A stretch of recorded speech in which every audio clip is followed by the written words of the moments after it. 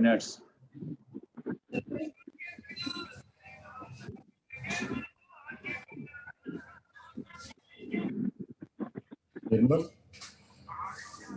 यार dancing role की problem है, अभी तक क्यों नहीं हो रहा?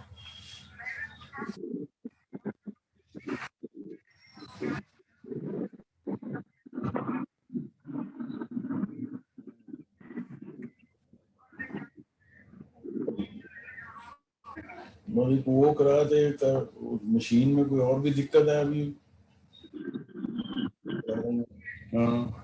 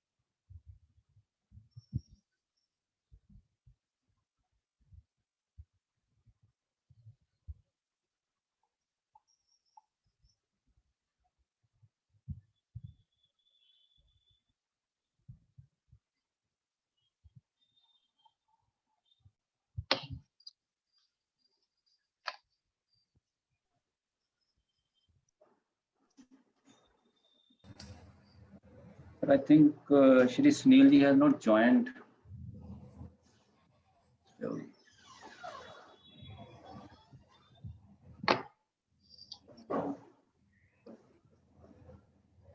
welcome Sachin Sharma ji, Chairman Gau Seva Commission. Namaskar.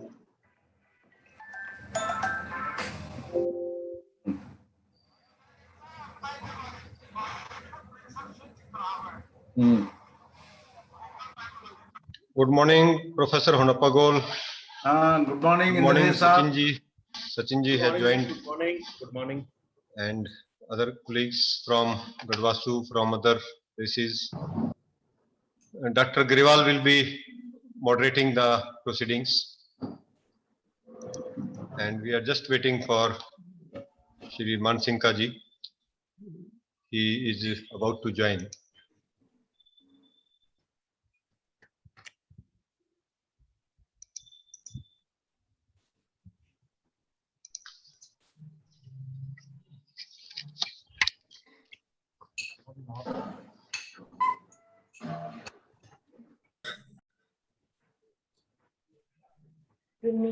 Dr. Griwal? Yes, yes. एक रिक्वेस्ट है कि वंस द प्रोसीडिंग स्टार्ट्स तो बाकी सबके माइक म्यूट कर दें. ठीक है सर, ठीक है. I will mute from here.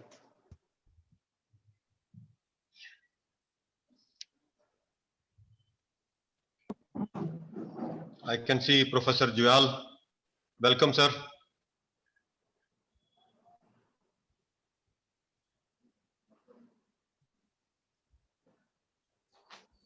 Dr. Amit Nain, Dr. Singla.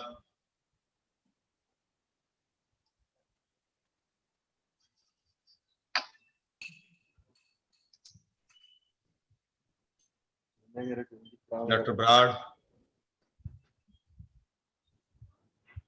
Dr. Preeti Singh.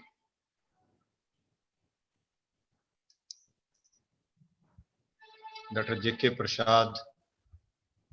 I think from across the country, many senior people are joining. So, welcome to all of you. Silent करा दीजिए.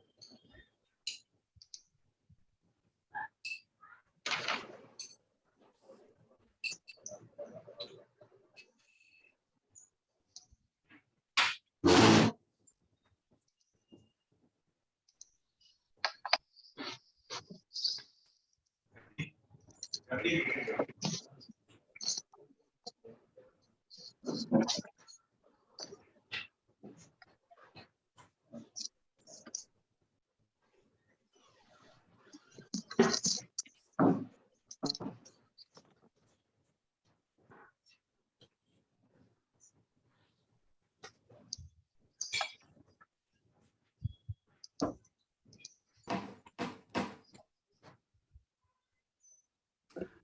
Indrajit, जी sir.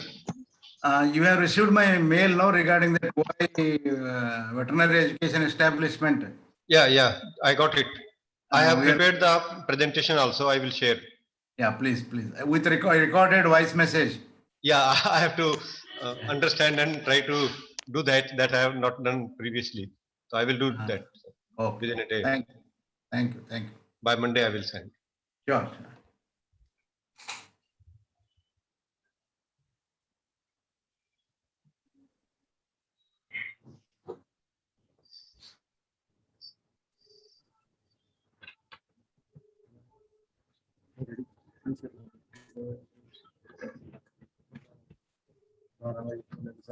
Sir मैं connect हो गया हूँ.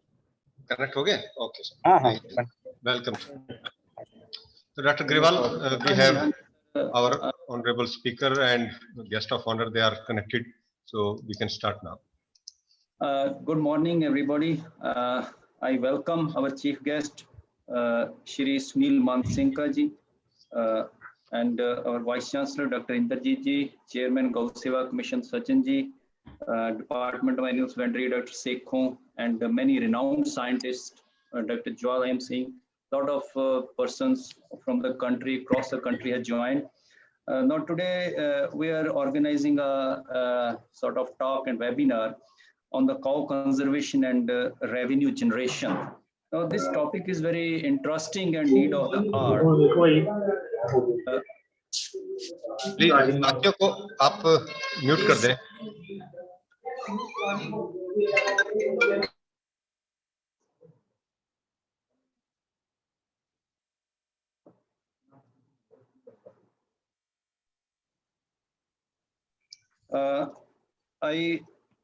Today's topic, which is the cow conservation and revenue generation, it is very need of the hour. Day by day, the problem of stray cows, which farmers leave on the streets, pose a lot of problems to the society.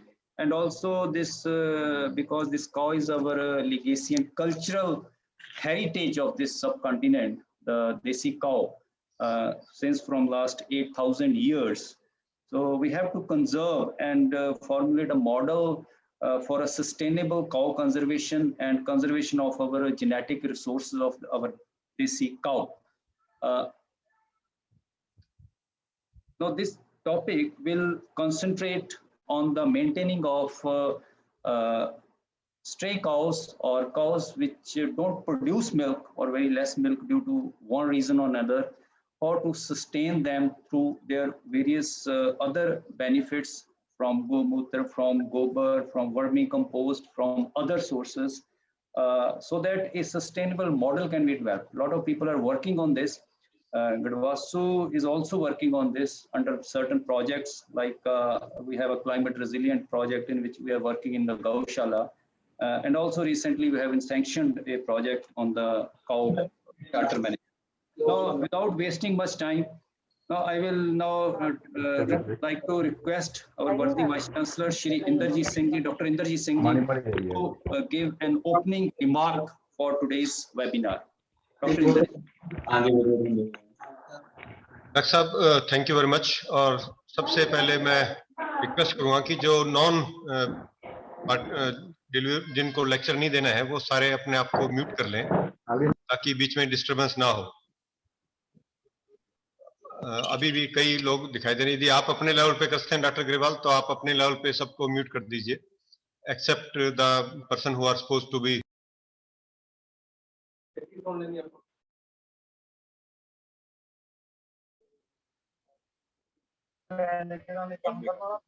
हो गया.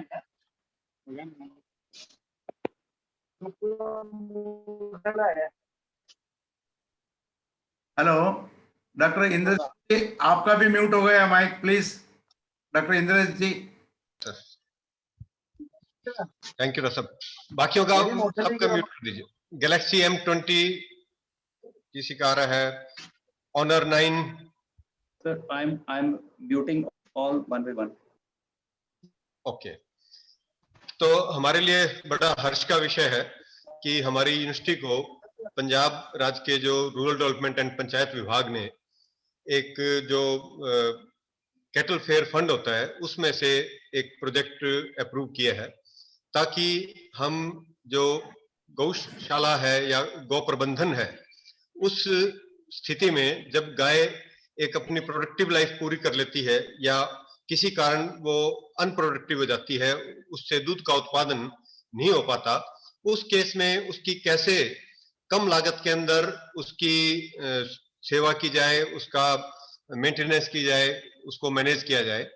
और सोने पे सुहागा होगा यदि उस स्थिति में उससे कुछ प्रोडक्ट निकाल के और उनको रेवेन्यू जनरेशन के लिए भी एक्सप्लॉइट किया जा सके, तो वो एक बहुत ही हमारे लिए और हमारे देश के अंदर गौवंश की रख रखाव के लिए, उनके संवर्धन के लिए बहुत इंपॉर्टेंट होगा। जैसा आपको पता है कि गाय हमारे लिए पूज्य है।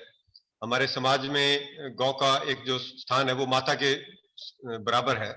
फिर भी आज के दिन जिस तरह कलयुग कहते हैं, तो माँ बाप को भी ओल्ड एज होम में काफी लोग भेज देते हैं, और जो गौशाला है उनको भी लोग ओल्ड एज होम कहते हैं, जहां पर हमारे अनप्रोडक्टिव जो गौवंश है उनको रखा जाता है।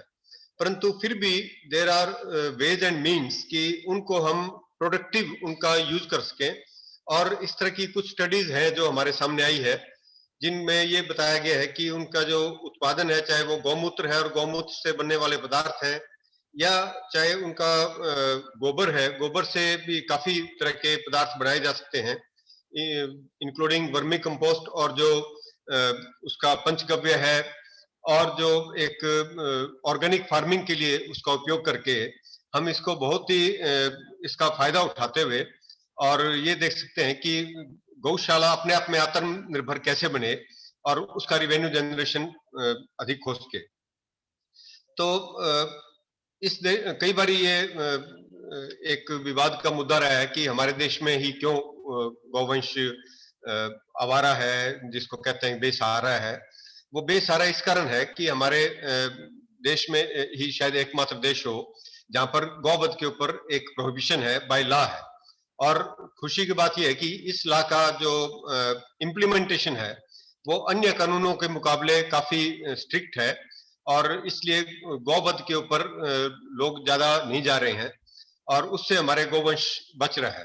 परंतु जो हमारे ये जो कानून बने हैं, जब मैंने एनिमल हस्बेंड्री डिपार्टमेंट पंजाब में था, जब मैंने देखा पंजाब का जो कानून बना वो 1955-56 में बना था। अभी लेटेस्ट कानून 2019 में बना है जो सिक्किम का बना है, और सिक्किम में जब 2017 में बिल पेश किया गया था, उस बिल के अंदर एक वर्ड डाला गया था कि जब डेफिनेशन काउ की होती है तो उसको डिफाइन ऐसे, उसकी व्याख्या ऐसे की गई थी कि वो गौवंश के पशु जो बॉस इंडिकस प्रजाति के हैं, और वही वास्तव में हमारी देसी गाय है, जिसके हम्प होता है, जिसकी पीठ कमर के ऊपर हम्प होता है, वो हमारी देसी गाय है। और जो एक इसेंस था इसकी, जो एक्ट की, इस कानून की जो मुख्य बिंदु था वो ये था कि हमारे देशी गौवंश का संवर्धन करना, उसको प्रोहिबिट करना, उसका वध, और उसके लिए बनाया गया था। परंतु 70 के दशक में हमारे देश के अंदर विदेशी नस्ल, जो कि एक अलग स्पीसीज भी है, वो बॉस इंडिकस की बजाय वो बॉस टारस है, वो आ गया, और ये कानून हुबहू उनके ऊपर भी लागू होने लग गया। वो एक भारत सरकार के लिए सोचने का विषय है कि क्या वो, क्योंकि बाकी देशों में जिन देशों से वो गौवंश आया है या वो कैटल ब्रीड आई है, उनके अंदर ये उस कैटल का डुअल पर्पज है, वो दूध के लिए भी है, और दूध से जब उनके 3 लैक्टेशन, 4 लैक्टेशन, 5 लैक्टेशन के बाद जब वो सरप्लस होते हैं, जब उनके टेबल पर्पज के लिए यूज होती है। परंतु हमारे देश में क्या उसको मान्यता देनी है, ये हमारे जो पॉलिटिकल बॉसेज हैं, जो लीडर्स हैं, उनने डिसाइड करने की बात है। तो हमारा मकसद है कि जो भी गौवंश है वो सड़कों पे न जाए, और सड़कों पे न जाए उसका क्या कारण है सड़कों पे जाता है, क्योंकि इसका रख रखाव जो है वो बहुत महंगा एक सौदा है, क्योंकि प्रतिदिन जो उसके रख रखाव पे जो खर्चा आता है वो आता है उसके भोजन के ऊपर। भोजन की व्यवस्था करने में लगभग कम से कम भी हम माने तो 35 रुपए से कम एक गौवंश को हम एक दिन का चारा या सूखा चारा और उसको सरवाइव करने का जो मेंटेनेंस राशन है वो 35-40 रुपए से कम नहीं दे सकते। तो वो एक हमारा जब 50 लाख से ज्यादा हमारे देश के अंदर इस तरह के गौवंश है जो सड़कों पे है, उसके लिए ये जो कीमत है ये बहुत अधिक हो जाती है। दूसरा है उनको रखने के लिए क्या जो शेड बनाया जाता है उसके ऊपर भी लागत आती है, परंतु फिर भी वो वन टाइम लागत है। जो मेन खर्चा है वो उसके खान पान के लिए है। और हम क्योंकि इस तरह के सेटअप में है रिसर्च के में, तो काफी फार्मर की भी इनकम को लो करने के लिए, फार्मर की लागत को कम करने के लिए कई इस तरह के प्रयोग हो चुके हैं, कई रिसर्च हो चुकी हैं, जिसके अंदर ये देखने को आया कि जो कम वैल्यू वाले स्ट्रा हैं जैसे तूड़ी है, पराली है, उनको भी हम पशु के लिए एक संपूर्ण आहार के तौर पे विकसित कर सकते हैं। उसके अंदर यूरिया ट्रीटमेंट कर सकते हैं, क्योंकि पशु एक तरह से अपने आप में एक कारखाना है। उसका जो पेट है, जो र्यूमन बोलते हैं, वो एक कारखाना है जिसके अंदर आप बाहर से कोई भी रॉ मटेरियल डालो वो ब्रेक डाउन हो जाता है। प्रोटीन डालोगे तो प्रोटीन भी यूरिया के अंदर ब्रेक डाउन होके और वो दोबारा एसिमुलेट होता है, जो बॉडी को रिक्वायर्ड जो प्रोटीन है उनके अंदर दोबारा से उसकी फॉर्मेशन होती है। तो वो जिस तरह हम कोई भी चीज देते हैं, प्लास्टिक की इंडस्ट्री देख लो, प्लास्टिक का जो कचरा है उसको काट काट के छोटे छोटे बारीक हिस्से करके उसको गला के दोबारा से प्लास्टिक की वो प्रोडक्ट बनाते हैं। इसी प्रकार जो पशु का हमारे गौवंश का जो र्यूमन है, पेट है, उसके अंदर भी इसी तरह की प्रक्रिया होती है। और इसलिए वो जो नाइट्रोजन का यदि हम सोर्स उनको सिंपल यूरिया से भी दे दें, जिससे सस्ता कोई सोर्स नहीं हो सकता, तो हम उसके एक मेंटेनेंस डाइट बना सकते हैं। ये लगभग काफी आईसीआर के इंस्टीट्यूट और हमारे एग्रीकल्चर यूनिवर्सिटीज हैं, उनके अंदर इस तरह की ये खोज हो चुकी है। उसके बावजूद ये जो रिकमेंडेशन है, ये बहुत कम जगह के ऊपर इनका उपयोग किया जा रहा है। तो हमने एक माननीय मंत्री जी से, जब इसके ऊपर वो काफी चिंतित रहते हैं जो पशुधन सड़कों के ऊपर उसके बारे में, तो जब उनसे बात हुई तो उन्होंने कहा कि क्यों नहीं हम आप जो आपने किया उसको डेमोन्स्ट्रेट करके दिखाएं। बाजी बिल्कुल दिखाएंगे। और क्योंकि यदि हम केवल न्यूट्रिशन का, उनकी जो डाइट का जो खर्चा है उसको कम कर पाएंगे तो डेफिनेटली हम उसको जो गौवंश आज सड़कों पे है उसको कहीं ना कहीं ठिकाना मिल जाएगा और कोई किसान पालेंगे। और उससे आज हमारे बीच में मान सिंह का जी हैं, जिनका बहुत बड़ा योगदान है, जिन्होंने 5 पेटेंट भी हासिल किए हुए हैं गौमूत्र और उससे आधारित पदार्थों के ऊपर। तो कैसे हम गौवंश का इकोनॉमिक उसकी मेंटेनेंस कर सकें, जिसके लिए हम यूनिवर्सिटी की टेक्नोलॉजी जो भी हैं वो सारी उसके ऊपर इस मॉडल गौशाला में हम डेमोन्स्ट्रेट करेंगे।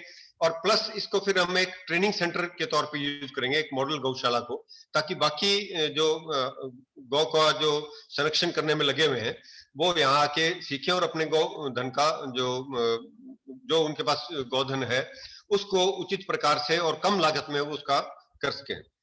इसी प्रकार जो पशु हमारे पास जो गौ है, जिनकी जनन तंत्र उनका ठीक है, जिनकी रिप्रोडक्टिव एबिलिटी ठीक है, उनको यदि हम फोस्टर मदर के तौर पे अच्छी ब्रीड के अच्छे पशुओं के दुधारू पशुओं के एम्ब्रियो लेके उनके अंदर करें तो वो भी हमारा इसके अंदर होगा। प्लस तीसरा जो गाय का या भैंस का जो हवाना होता है, जो लेवटी होती है, जो थन होते हैं और अडर होता है, उसके अंदर दूध बनाने की मशीन है, जो कि एक नेचर ने, भगवान ने हमें बहुत मार्वलस जो मशीनरी दी है कि आगे से उसको घास खाती है और घास को इतनी हाई क्वालिटी न्यूट्रिशियस डाइट जो है दूध, उसके तौर पे वो हमें अपने हवाने से पैदा करके देती है।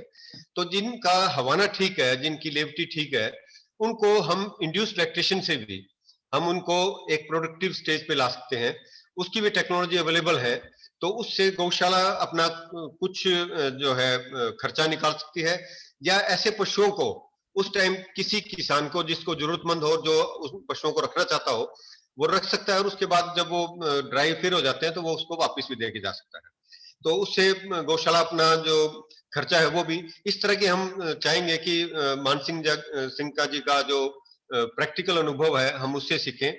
आज हमारे साथ सचिन शर्मा जी भी हैं, जो पंजाब गौ सेवा कमीशन के चेयरमैन हैं, और इनको काफी एक अहम जिम्मेवारी है सरकार की तरफ से कि न केवल जो सरकारी कैटल पॉन्ड है जो पंजाब सरकार ने हर जिले में स्थापित कर रखे हैं, जिनमें लगभग 11-12 हजार गौवंश रहते हैं, उसके अलावा लगभग 450 450 जो गौशाला है प्राइवेट सेक्टर की या एनजीओ की, उनके भी किस तरह उनको सपोर्ट करना है उस तरह की पॉलिसी बनाते हैं।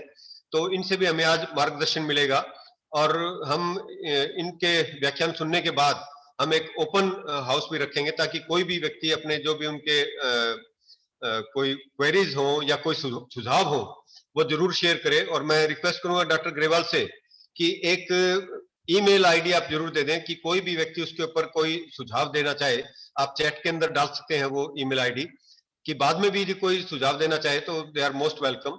तो इसके साथ मैं विराम दूंगा अपने इसको, और मैं उम्मीद करूंगा कि जो भी आज की डेलिब्रेशन होगी वो हमारे लिए एक मार्गदर्शन के तौर पे हम उसको लेंगे और उसको हम इम्प्लीमेंट करना चाहेंगे, जो भी इम्प्लीमेंटेबल चीज होगी और जिसका हमारे को एक साउंड साइंटिफिक बेसिस भी लगेगा और जिसकी डिमांड होगी। तो इसके लिए बहुत बहुत धन्यवाद। और आपका महानुभाव का बाकी लोग जो लगभग 233 इसमें जुड़े हुए हैं उन सब का भी मैं स्वागत करता हूं और उम्मीद करता हूं कि आप इस व्याख्यान से जो भी आप हासिल करेंगे उसको इम्प्लीमेंट करके और आप अपने देखेंगे कि जो अपने गौधन की सेवा में जो कम से कम लागत में आप उनकी उचित सेवा कर सकें।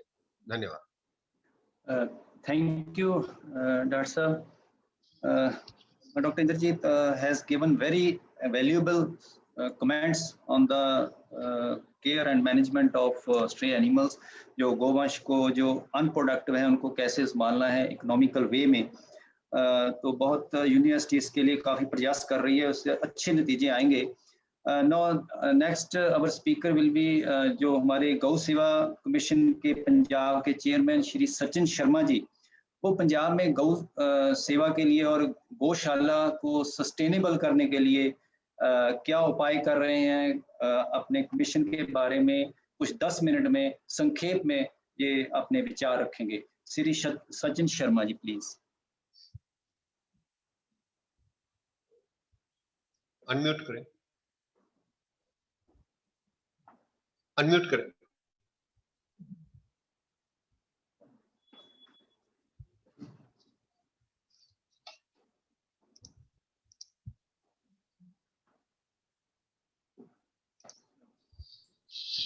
हाँ जी, आ रहा है। हाँ जी, फर्स्ट ऑफ ऑल डॉक्टर साहब ਜਿਹੜਾ ਇੱਕ ਮੌਕਾ ਮਿਲਿਆ ਜੀ ਆਪਾਂ ਨੂੰ, ਇਹ ਬੜਾ ਵਾਕਈ ਖੁਸ਼ੀ ਦੀ ਗੱਲ ਹੈ ਕਿ ਜਿਹੜਾ ਇਹ ਪ੍ਰੋਜੈਕਟ ਆਪਾਂ ਕਰ ਰਹੇ ਹਾਂ ਜੀ। ਮੈਂ ਇਹਦੇ ਵਿੱਚ BC ਸਾਹਿਬ ਤੋਂ ਜਾਨਣਾ ਚਾਹੁੰਦਾ ਸੀਗਾ ਡਾਕਟਰ ਸਾਹਿਬ, ਜਿਹੜੇ ਇਹ ਧਨ ਜਿਹੜਾ ਹੈਗਾ ਜੀ ਆਪਣਾ, ਇਹਨਾਂ ਨੂੰ ਤੁਸੀਂ ਸੜਕਾਂ ਤੋਂ ਲੈ ਰਹੇ ਹੋ? कितों ले रहे हो? आप इनको जो स्टे कैटल्स हैं, हमारी जो गौधन है, इनको आप कहाँ से ले रहे हो? आप कहाँ से करोगे आप? इनिशियली तो हमारे जो संस्थान में भी जो यूनिवर्सिटी के पशु फार्म पे है, जो हमारे लाइफ स्टॉक फार्म पे है, उसमें जो एनिमल जो अनप्रोडक्टिव हो जाते हैं, जिनकी प्रोडक्टिव लाइफ पूरी हो जाती है, पहले उनको रखेंगे, या मेल है अभी वो उनको हम गौशाला में छोड़ के आते हैं, वो वहां छोड़ने के बजाय हम उनको यहीं रखेंगे स्टार्टिंग में और उससे स्टार्ट करेंगे। ओके, तो डॉक्टर साहब ये जो हम आप ये गौशाला हम यूनिवर्सिटी के अंदर डेवलप कर रही हैं? ओके डॉक्टर साहब, अगर ये गौशाला यूनिवर्सिटी के अंदर डेवलप करने की बजाय हम कोई बाहर जो गौशालाएं हैं हमारी, अगर उसी को डेवलप करते तो ज्यादा बेहतर ना रहता क्या? नहीं, वो भी हमने सोचा था जी, क्योंकि देखो यहाँ पर एक डिमोन्स्ट्रेशन खुद के कंट्रोल में जो चीज सारी हो, वहां पर एक डिमोन्स्ट्रेशन प्लॉट लगाना वो ज्यादा कामयाब होता है। दूसरे के ऊपर जहां मैनेजमेंट डिफरेंट हो उस पर it is not so feasible all the time. नहीं, ये टेक्नोलॉजी हमारी already they are in the air for the last several years, but there are no takers so far. वो इंप्लीमेंट नहीं हो रही किसी भी गौशाला में, किसी भी जगह पे। तो इसलिए एक करके दिखा के उसके बाद जब हम इसको एक ट्रेनिंग सेंटर बनाना चाहते हैं। इसका वेन्यू क्या चेंज हो सकता है डॉक्टर साहब? अगर हम नहीं, आपको कोई अच्छी गौशाला मैं आपको सजेस्ट करूं तो इसका चेंज भी कर सकते हैं क्या हम? That we can take additionally, वो एडिशनल कर सकते हैं इन एडिशन टू दिस। तो मुझे लगता है कि अगर हम जैसे इसकी कोई गौशाला हम बाहर से कोई करते तो वो ज्यादा बेहतर रहता कि अगर इनर के बजाय।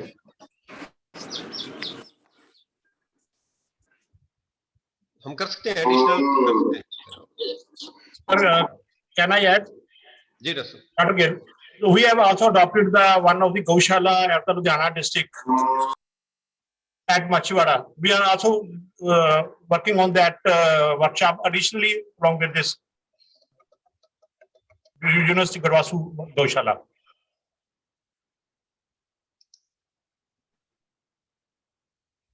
ठीक। डॉक्टर साहब एक और बात थी कि जैसे आपने बताया कि इसमें हम इनके ड्राई फॉडर या और किसी इनकी डाइट के लिए क्या व्यवस्था रहेगी? ये हम आपस में डिस्कस कर सकते हैं, वी कैन डिस्कस। अब हम आपके विचार सुनना चाहेंगे कि आप क्या गाइडेंस देंगे, वो हम चाहेंगे।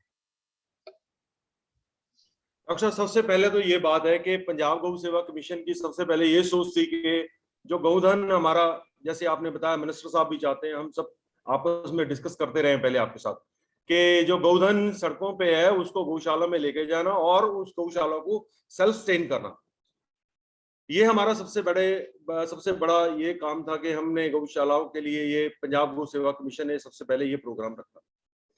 और उसके लिए हमने जो हमारा सरकार से हमने ट्रिपल पीपी मोड पे, आपको भी पता है इसका कि हमारे 22 डिस्ट्रिक्टों में जो ट्रिपल पीपी मोड पे हमने गौशालाएं हमने ले रखी हैं, तो इसमें भी सेम यही चीज है कि हम गौशाला को सेल्फ सस्टेन करना चाहते हैं और ब्रीडिंग पे भी थोड़ा सा अगला नेक्स्ट स्टेप पे हम काम करना चाहते हैं।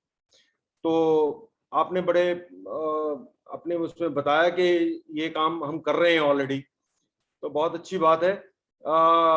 इसमें जो देखने वाली बात है डॉक्टर साहब के ऑलरेडी क्या उन चीजों पे काम करना चाहिए जो हमने अभी तक किया नहीं है, जो वो काम आप करने जा रहे हो, और इसमें मुझे उम्मीद है कि हम थोड़ा अच्छा काम करके देंगे।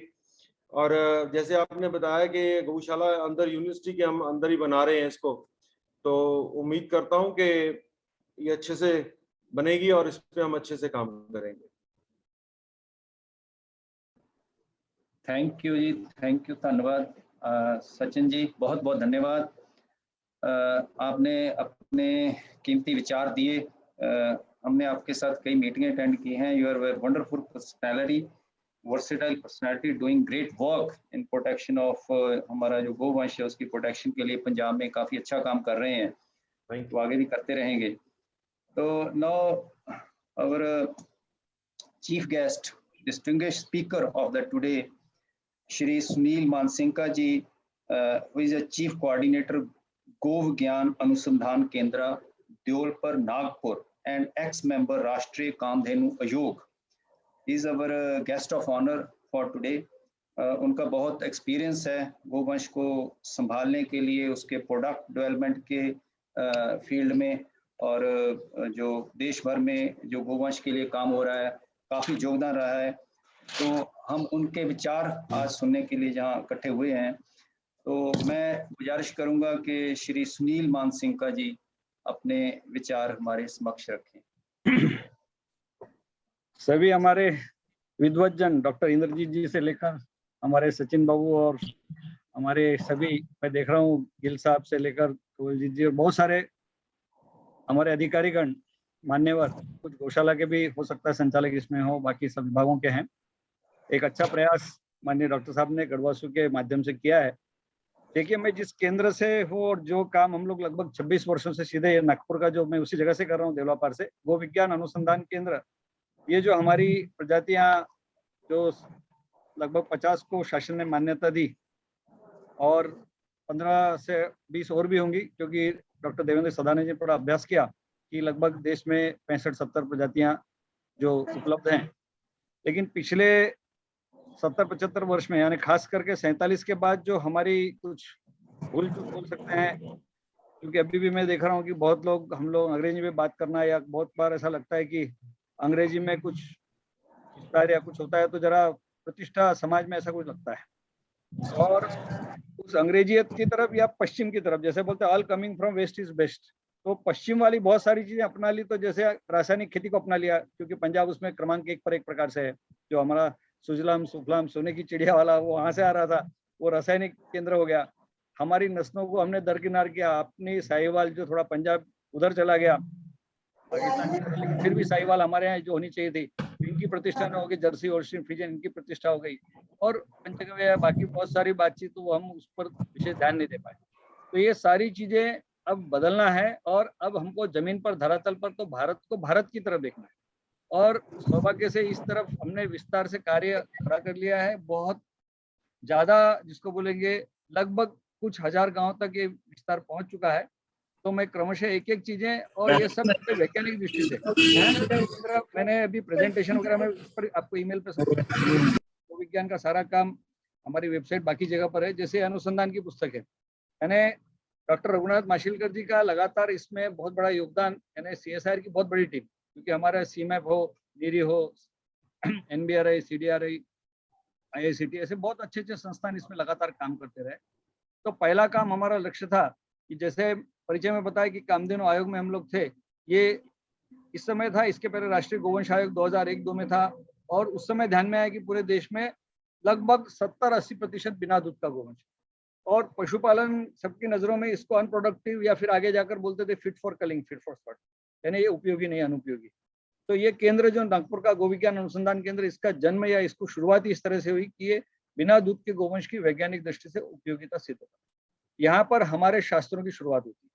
आप सबको, चूंकि आप अभी सब लोग, जैसे कोई BSc MSc किए, कोई अलग अलग जो भी शिक्षा हुई हमारी, वो अंग्रेजी की BSc MSc कृषि होगी, या फिर आयुर्वेद की जगह एलोपैथी, बाकी सब होगा।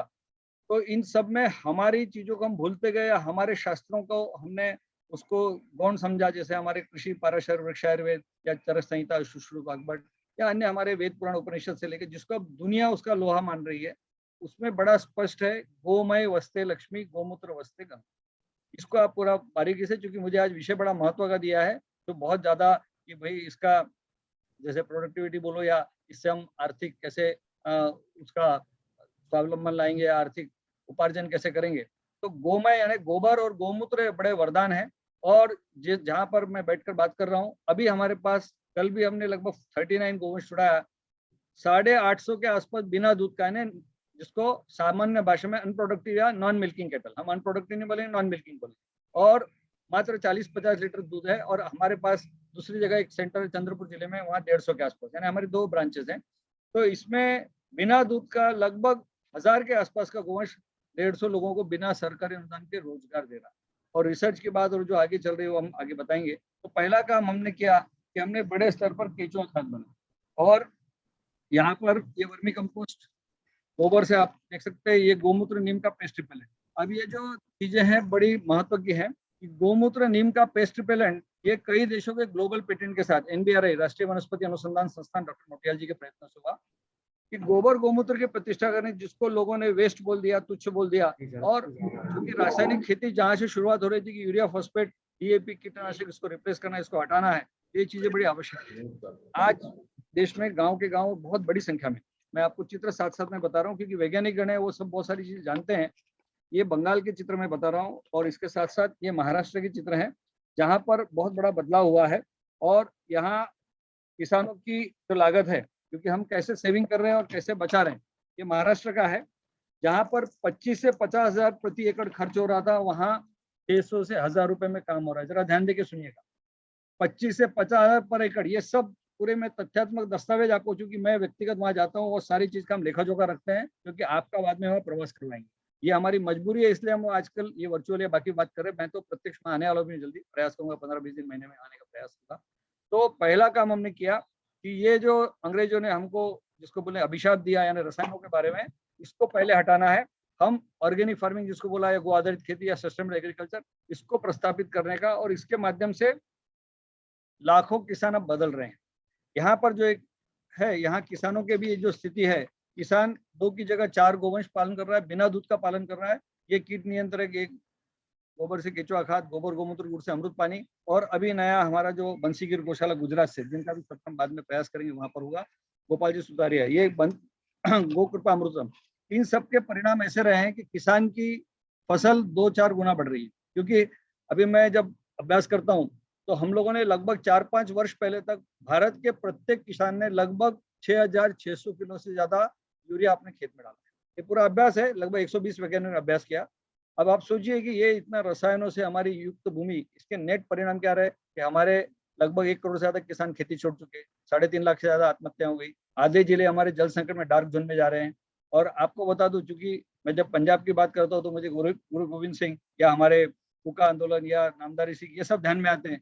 और उस श्रृंखला में 2004 में प्रकृति कार्यक्रम किया, माननीय बलराम जी जाखड़ वहाँ राज्यपाल थे, भोपाल के कार्यक्रम की बात है, उन्होंने बताया कि पंजाब का पानी पीना छोड़ दीजिए, स्नान करने योग्य नहीं। यानी इतनी खराब स्थिति वो उस समय, आज के लगभग 17-18 वर्ष पे।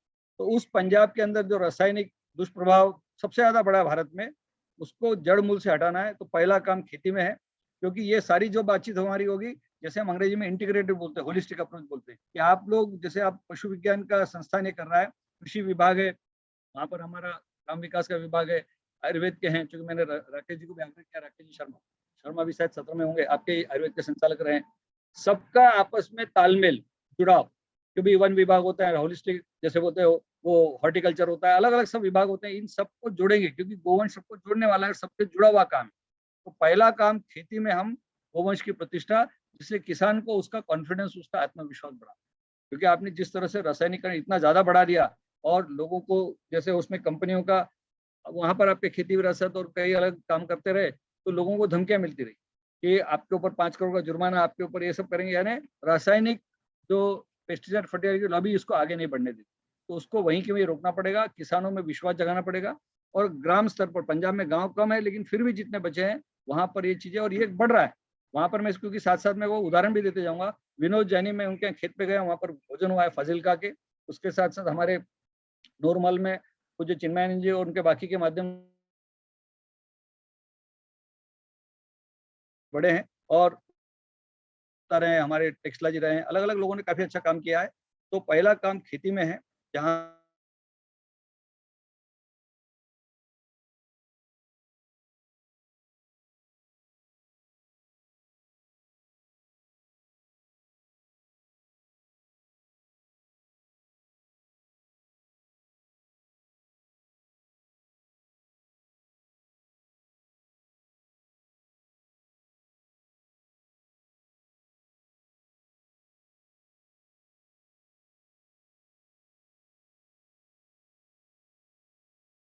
बूटी सबके लिए उपयोगी, तो इसको ज्यादा प्रसार देंगे कि यहाँ पर क्योंकि बड़ा क्षेत्र है, हम आजकल देख रहे हैं कि आपके यहाँ जैसे कभी पराली जलाने से लेकर जंगल काटना और बहुत सारे आज की जो आधुनिक इसकी समस्या रही है, तो गोबर गैस का भी बहुत बड़ा प्रसार, जो हमारे ग्रामीण क्षेत्र गौशाला है वो भी ध्यान दें। तो गोबर गैस से बहुत जगह अच्छे जनरेटर भी चल रहे हैं, और गोबर गैस से ऊर्जा की आवश्यकता और जंगल काटना बंद हो जाएगा। इसके साथ साथ हम लोगों ने आगे प्रयास किया कि हमारे खेती के अंदर, आंध्र बहुत जगह पे हुआ, मोनसेंटो वगैरह खतरनाक कंपनियों ने बीटी कॉटन लाए, और अन्य भी बहुत सारे जेनेटिक मॉडिफाइड बीज लाने का प्रयास था। इसको भी रोकने का काम, क्योंकि कॉटन से बहुत बड़ा नुकसान हुआ, ये पूरे देश में ध्यान में है। वहां पर आपको पता है कि ये सर्वोच्च न्यायालय को बहुत सारी बातें गई। तो हमारे देशी बीज का प्रसार, क्योंकि बीजों में हम लोग उसका भी अभ्यास कर रहे हैं कि जैसे हम चावल ले रहे हैं, तो हमारे, चूंकि आपका भी चावल का प्रदेश है, गेहूं भी आप ले रहे हैं, तो एंटी डायबिटिक, एंटी कैंसर, हम एक जय श्री राम नाम का ऐसे उसकी ब्रांड है, हम 1008 भी है, तरह तरह के चावल के वो लेते हैं। तो चावल का अभ्यास किया, तो चावल में मधुमेह को, ये कर्क रोग को रोकने के प्रभाव है। ऐसी कई फसलों में उसकी पौष्टिकता है, प्रोटीन, विटामिन, न्यूट्रिएंट एनरिचमेंट बढ़ रहा है। और आपके पंजाब विश्वविद्यालय ने अभ्यास किया था, कृषि विश्वविद्यालय ने ये बात, क्योंकि हमारे परचौरी जी पहले मार्गदर्शक रहे, उन्होंने चुनौतियां दी थी कृषि विश्वविद्यालय को, आप लोग इसमें क्या ध्यान दे रहे हो। तो उन्होंने लगभग 15-18 वर्ष पहले कि हम जब जैविक कृषि करते हैं तो अनाज के दाने का पर यूनिट वेट बढ़ जाता है 15 से 20%, यानी डेंसिटी बढ़ती है उसका वेट। तो किसानों को जो गुमराह किया गया कि इससे फसल नहीं होगी, इससे उत्पादन नहीं होगा, लाखों लोगों को भूखे मारेंगे क्या, ये बिल्कुल दिमाग से हटाइए। क्योंकि अधिकारी, मैं बड़ा स्पष्ट बोल रहा हूँ, अभी 29-30 सितंबर को भारत सरकार की नीति आयोग ने कार्यशाला की, मैं भी उसमें था, और उन्होंने स्वीकार किया, और उन्होंने तो विज्ञान का पोर्टल पे डालने कई बातें हुई साथ में बाद में ICAR के महानिदेशक जो हमारे त्रिलोचन जी महापात्र है, उनके साथ उनकी बैठक हुई, उन्होंने स्वीकार किया कि अब ऑर्गेनिक इसको ही बढ़ाना पड़ेगा। माननीय प्रधानमंत्री ने जब आग्रह किया कि गोबर का उपयोग बढ़ाना, यूरिया कम करना है, तो आप लोगों को ध्यान देना है कि पहला काम हमारा कृषि है, क्योंकि कृषि प्रधान भारत है और पंजाब क्योंकि वो कृषि प्रधान पहले से रहा है। ये हम जो बोलते हैं सुजलाम सुफलाम या मेरे देश की धरती सोना उगली, ये आपके यहाँ से गीत आए थे। अब तो आप धरती सोच सकते हैं आप क्या उगल रही, कैंसर उगल रही, आग उगल रही, पता नहीं क्या उगल रही है। तो इसलिए पहला काम खेती में होगा। और खेती में आपको बता दें कि हम लोग ये जिन गाँव में काम चल रहा है, ये बहुत अच्छे विशाल सेक्टर्स में जिसको बोलेंगे, तो यहाँ पर ये ध्यान में आ रहा है कि एक एक गांव का 1, 2, 3 करोड़ तक रासायनिक खाद का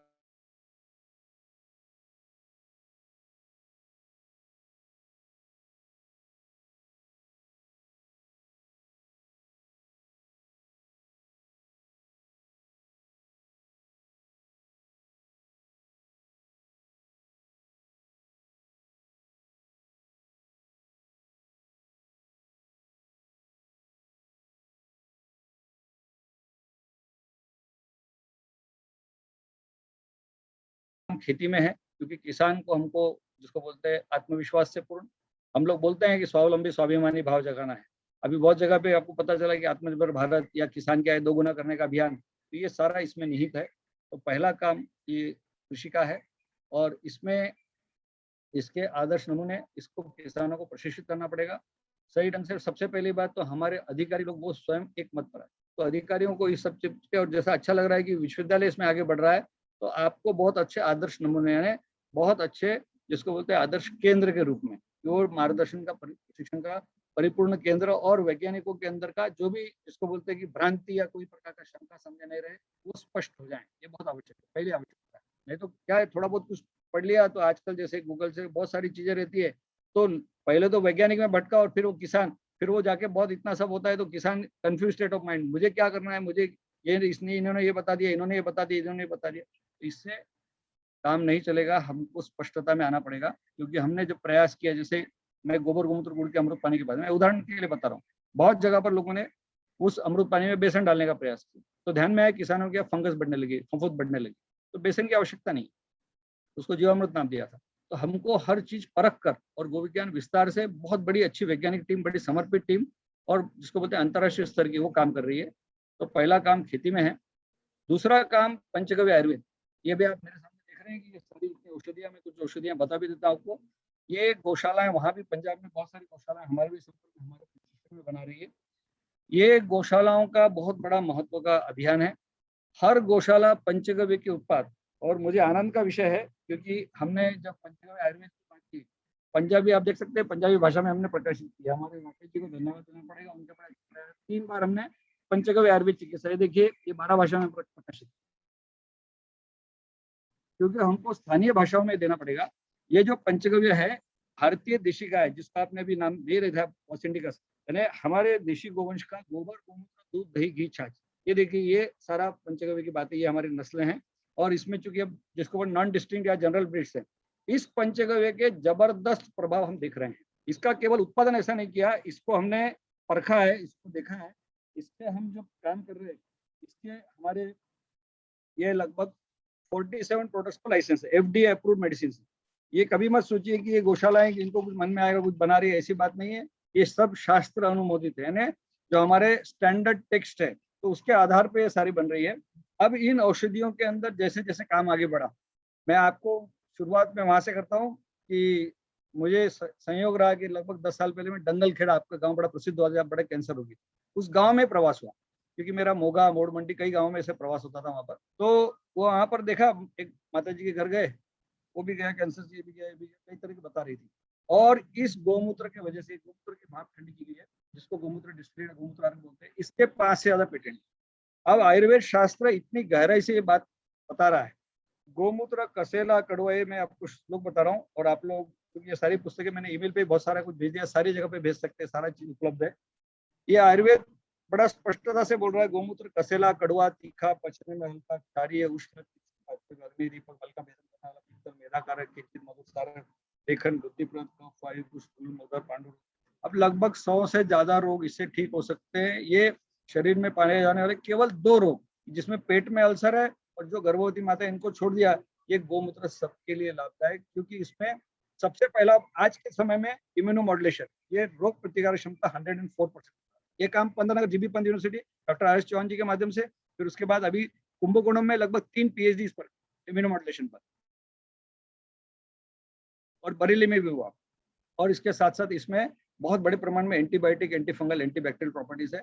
और बायो एनहांसर जो पहला पेटेंट हुआ CMF से, ये जो हमारी एंटीबायोटिक औषधियां उसको 2 से 80 गुना उसका प्रभाव बढ़ाता है, यानी उसका बायो एनहांसिंग का काम है। और साथ में इसमें एंटी कैंसर प्रॉपर्टी। और जब नेरी में काम हुआ, नागपुर में डॉक्टर तपन जी, कृष्णमूर्ति जी, बाकी हमारी दीपनविता वगैरह जो साइंटिस्ट काम कर रहे थे, it is killing cancer cells selectively, it is increasing good cells parallel, यानी कैंसर कोशिकाओं को चुनकर मार रहा है।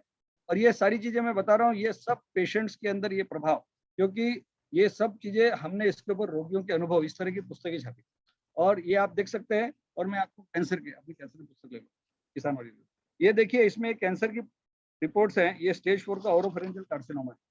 डॉक्टर सत्यशंकर वर्मुडी हमारे ENT सर्जन है कासरगोड, केरल में। आपको शायद पता होगा कि जब पिछली बार वहाँ के राज्यसभा सांसद ऑस्कर फर्नांडिस ने बहुत जबरदस्त बात राज्यसभा में की और पूरे देश में लोकप्रिय हुआ कि वो लोग महाराष्ट्र के कोई आश्रम में गए, किसी व्यक्ति ने अपना जीवन गाय को समर्पित कर। बोले क्यों? क्योंकि बोले ये कैंसर जिसका लाइलाज था, असंभव था, ठीक नहीं हो रहा था, वो गौमूत्र से ठीक हो गया। और उन्होंने पूरा कार्य गोवंश को समर्पित किया। हमने 2018 में ये गोमूत्र अर्क और ये पूरे पेपर के साथ, ये इसका डिटेल पेपर है, इसके गोमूत्र में जो प्रॉपर्टीज की बात कर रहा था, लगभग 394 MPs मेंबर ऑफ पार्लियामेंट को दिया गया, संसद में और संसद के बाहर उनके घरों पर। ये अर्क इस समय पूरे देश में नहीं, दुनिया में बहुत जबरदस्त कार्य कर रहे हैं। अभी मैं चूंकि विषय आगे का है, चल रहा है, वर्तमान इसलिए बता रहा हूँ। हमने जब चिकनगुनिया, स्वाइन फ्लू, जब भी बहुत विस्तार से काम हुआ, चिकनगुनिया गांव में लोगों ने गोमूत्र, चूंकि वहां शुद्ध अर्क नहीं बना सकते थे, वो गोमूत्र सीधा पान करने का, उबाल के ठंडा करके, जैसा भी स्वस्थ गाय, देशी गाय, सब पता है उनको, सब जानकारी दी। उनके लगभग 80-90% लोग उससे रोग मुक्त, यानी कोरोना इसका दुष्प्रभाव नहीं रहा चिकनगुनिया। अभी कोरोना में इसका प्रभाव जबरदस्त चल रहा है, क्योंकि अल्कलाइन बाय नेचर, 8.5 से 14 तक pH है, वो टिकते नहीं। अभी गुजरात में, महाराष्ट्र में, बनारस हिंदू विश्वविद्यालय, कई राज्यों में इसके प्रभाव जबरदस्त चल रहे हैं और वैज्ञानिक, वैद्य सब मिलकर काम कर रहे हैं। आपको देखना पड़ेगा, आपको ऐसी टीम लगानी पड़ेगी जो काम कर रहे हैं, उसका असेसमेंट। उदाहरण के लिए आपका जैसे नूरमहल का कार्यक्रम है, और अन्य बहुत सी गौशाला, होशियारपुर से लेकर कई गौशालाएं सक्रिय हुई है, उनके साथ आपको बिठाना पड़ेगा। वैद्य राकेश जी इससे बड़े अनुभवी हैं, अनुभव सिद्ध है। मेरी कई बार उनके विभाग में, उनके यहाँ पर हमने कुछ कार्यशालाएं भी की, चंडीगढ़ कई बार आना हुआ, कभी कभी मेरा साल में 1-2 बार भी हो जाता था, अभी भी कुछ महीनों पहले जाना हुआ। तो ये पंचगव्य का पहला कार्य गोमूत्र से शुरुआत है, और इसकी महत्ता आप जरा ध्यान से सुनिएगा। ये दोनों 350 रुपए लीटर, क्योंकि गोमूत्र इन सब की वजह से देश में 50 रुपए लीटर तक बिक रहा है। आपके चंडीगढ़ पंचकुला में, आप वहाँ पर अखिलेश गुप्ता हैं, बहुत अच्छी स्वदेशी की टीम है, कई सालों से, कई राजीव जी से लेकर कई लोगों से प्रेरित रहे। वो लगभग कई 1000 लीटर गोमूत्र खरीदते रहते हैं। वहां पर उन्होंने दूध का भी काम, देशी गाय के दूध का बढ़ाया, खास करके गोमूत्र का काम जब बढ़ा, बोले हम गोमूत्र और ये सब काम जब कर रहे हैं, तो 30 रुपए, 40 रुपए, आगे जाके 45 रुपए लीटर तक लेने लगे। तो गोमूत्र का अर्थशास्त्र, यानी आपको पता है डेयरियां 25-30 रुपए बड़ी मुश्किल से दूध का दे पा रही है। यहाँ पर गोमूत्र, रॉ गोमूत्र में, अनप्रोसेस बोल रहा हूँ, प्रोसेस किया अर्क बनाया हुआ, और ये सब चीजें 350-400, और कभी कभी कंपनियां इसमें थोड़ा उनका लोभ बढ़ जाता है तो 1,500 से 2,000 रुपए लीटर भी ये पेस्ट रिपेलेंट बेच रही है। तो इसकी मांग बहुत जबरदस्त बढ़ी है, पूरे देश में गोमूत्र एक प्रकार से छाया हुआ है। इसी में हमने गोमूत्र आसव और कई चीजें बनाई है। ये हमारा गोमूत्र आसव, ये भी अभी कोरोना इस समय बहुत हो रहा है। तो ये पहला, इसके अंदर विस्तार से कई चीजें हैं, मंजन, धूप और कई सामग्रियां हैं। और ये हमारे मंजन, ये धूप, अब ये सब वैल्यू एडेड प्रोडक्ट्स है। ये किसी में भी आप ये मत सोचना कि ये प्रोडक्ट्स किसी को कुछ आनंद हुआ, बना लिया। हर एक के पीछे इनकी फिंगरप्रिंटिंग से लेके बहुत डिटेल एनालिसिस, और कहीं कहीं पर इनके PhD, जैसे गोमूत्र पर हमारे डॉक्टर संजय वाते जी फार्मेसी के, अभी तो मेरा एक पैरेलल सेशन चला था, हमारी बच्चे की रिपोजिटरी बन गई है और वर्धा में, उसमें भी आपको ज्वाइन होना है। तो ये गोमूत्र पर PhD हो गए, इस कीट नियंत्रण पर PhD हो गए, यानी उस स्तर पर इसका रिसर्च हुआ है। और बहुत सारे गोमूत्र, एंटी माइक्रोबियल, गोमूत्र में एंटीबायोटिक या बाकी गुणधर्म, इसके कई थीसिस अलग अलग हो चुके हैं। तो ये सारे प्रोडक्ट्स जो हैं, ये यदि गौशालाएं बनाती है तो केवल गौशाला स्वावलंबन नहीं होगी, ये स्वावलंबन का संदेश नीचे तक जाता है। और इसमें मैं अधिकतम जितनी बात कर रहा हूँ, क्योंकि इसमें दूध दही घी वाले भी उत्पादन है। घी के जैसे हम पंचगव्य घृत, ये भी एंटी कैंसर है, ये एंटी एपिडेमिक है। तो ये जिसको बोलते हैं दूसरे नंबर पर। पहला काम हमारा है कि जो गोवंश दूध नहीं दे रहा है उसका उपयोग पहले सिद्ध करना है। तो गोबर गोमूत्र का उपयोग हम उसको आगे बढ़ा रहे हैं, और इसकी वजह से इसमें उदाहरण के लिए आपको पहला आग्रह रहेगा, क्योंकि आप सब शासकीय विभाग वाले हैं, शायद कुछ जेल में गौशाला शुरू होगी, इंद्रजीत जी को पहले आग्रह रहेगा। नाम भी बहुत बढ़िया है, क्योंकि इंद्र जैसे बोलते हैं कि सारे देवताओं का वो रहते हैं स्वामी में से, तो उनको सारी जेलों में गौशालाएं शुरू करनी है। ये आप अभी से संकल्प, और इनको सचिन जी को छोड़ना नहीं है, क्योंकि आयोग के अध्यक्ष हैं। इनको हमने काम, मैंने पिछली बार भी मिला था तो उनको बहुत विस्तार से बताया था। यहाँ पर हमने उसकी संस्तुतियां, जैसे हम लोग अभी कामधेनु आयोग में थे, इसके लिए हमने पूरी संस्तुति, कृषि विज्ञान केंद्रों ने क्या करना है, बाकी ने क्या करना है। विभाग तो बहुत सारे बने हुए हैं, लेकिन वो विभाग अलग अलग दिशा में देख रहे हैं और उनको कुछ अता पता नहीं है, वो कहाँ भटक रहे हैं पता नहीं है। तो विभागों को जरा गाय की केंद्र में लाना है और उनको काम से लगाना है, और वो काम करे। इसकी तरफ किसी ने कुछ डंडा लेके कुछ, तो उनको जैसे जिम्मेदारी जवाबदेही कुछ निश्चित करनी पड़ेगी। तो ये पहला काम है कि हम पहले ये सारे उत्पादनों को समझे, इसका सुनियोजित सुव्यवस्थित प्रशिक्षण हो। और मेरा तो स्पष्ट आग्रह रहेगा कि कोई अच्छी श्रेष्ठ गौशाला है, वहां पर आप अपने नियोजित कार्यकर्ताओं को प्रशिक्षण के लिए भेजें, क्योंकि आपके आयोग के साथ हम लगभग 15 वर्ष से कहीं ना कहीं रूप में जुड़े हुए रहे हैं। मेरा कई बार प्रवास हुआ है, तो देवलापार भेज सकते हैं आप, जयपुर में राजस्थान गौशाला, अलग अलग जगह है, तो आप चयन कर सकते हैं। इनको प्रशिक्षित करना बहुत आवश्यक है।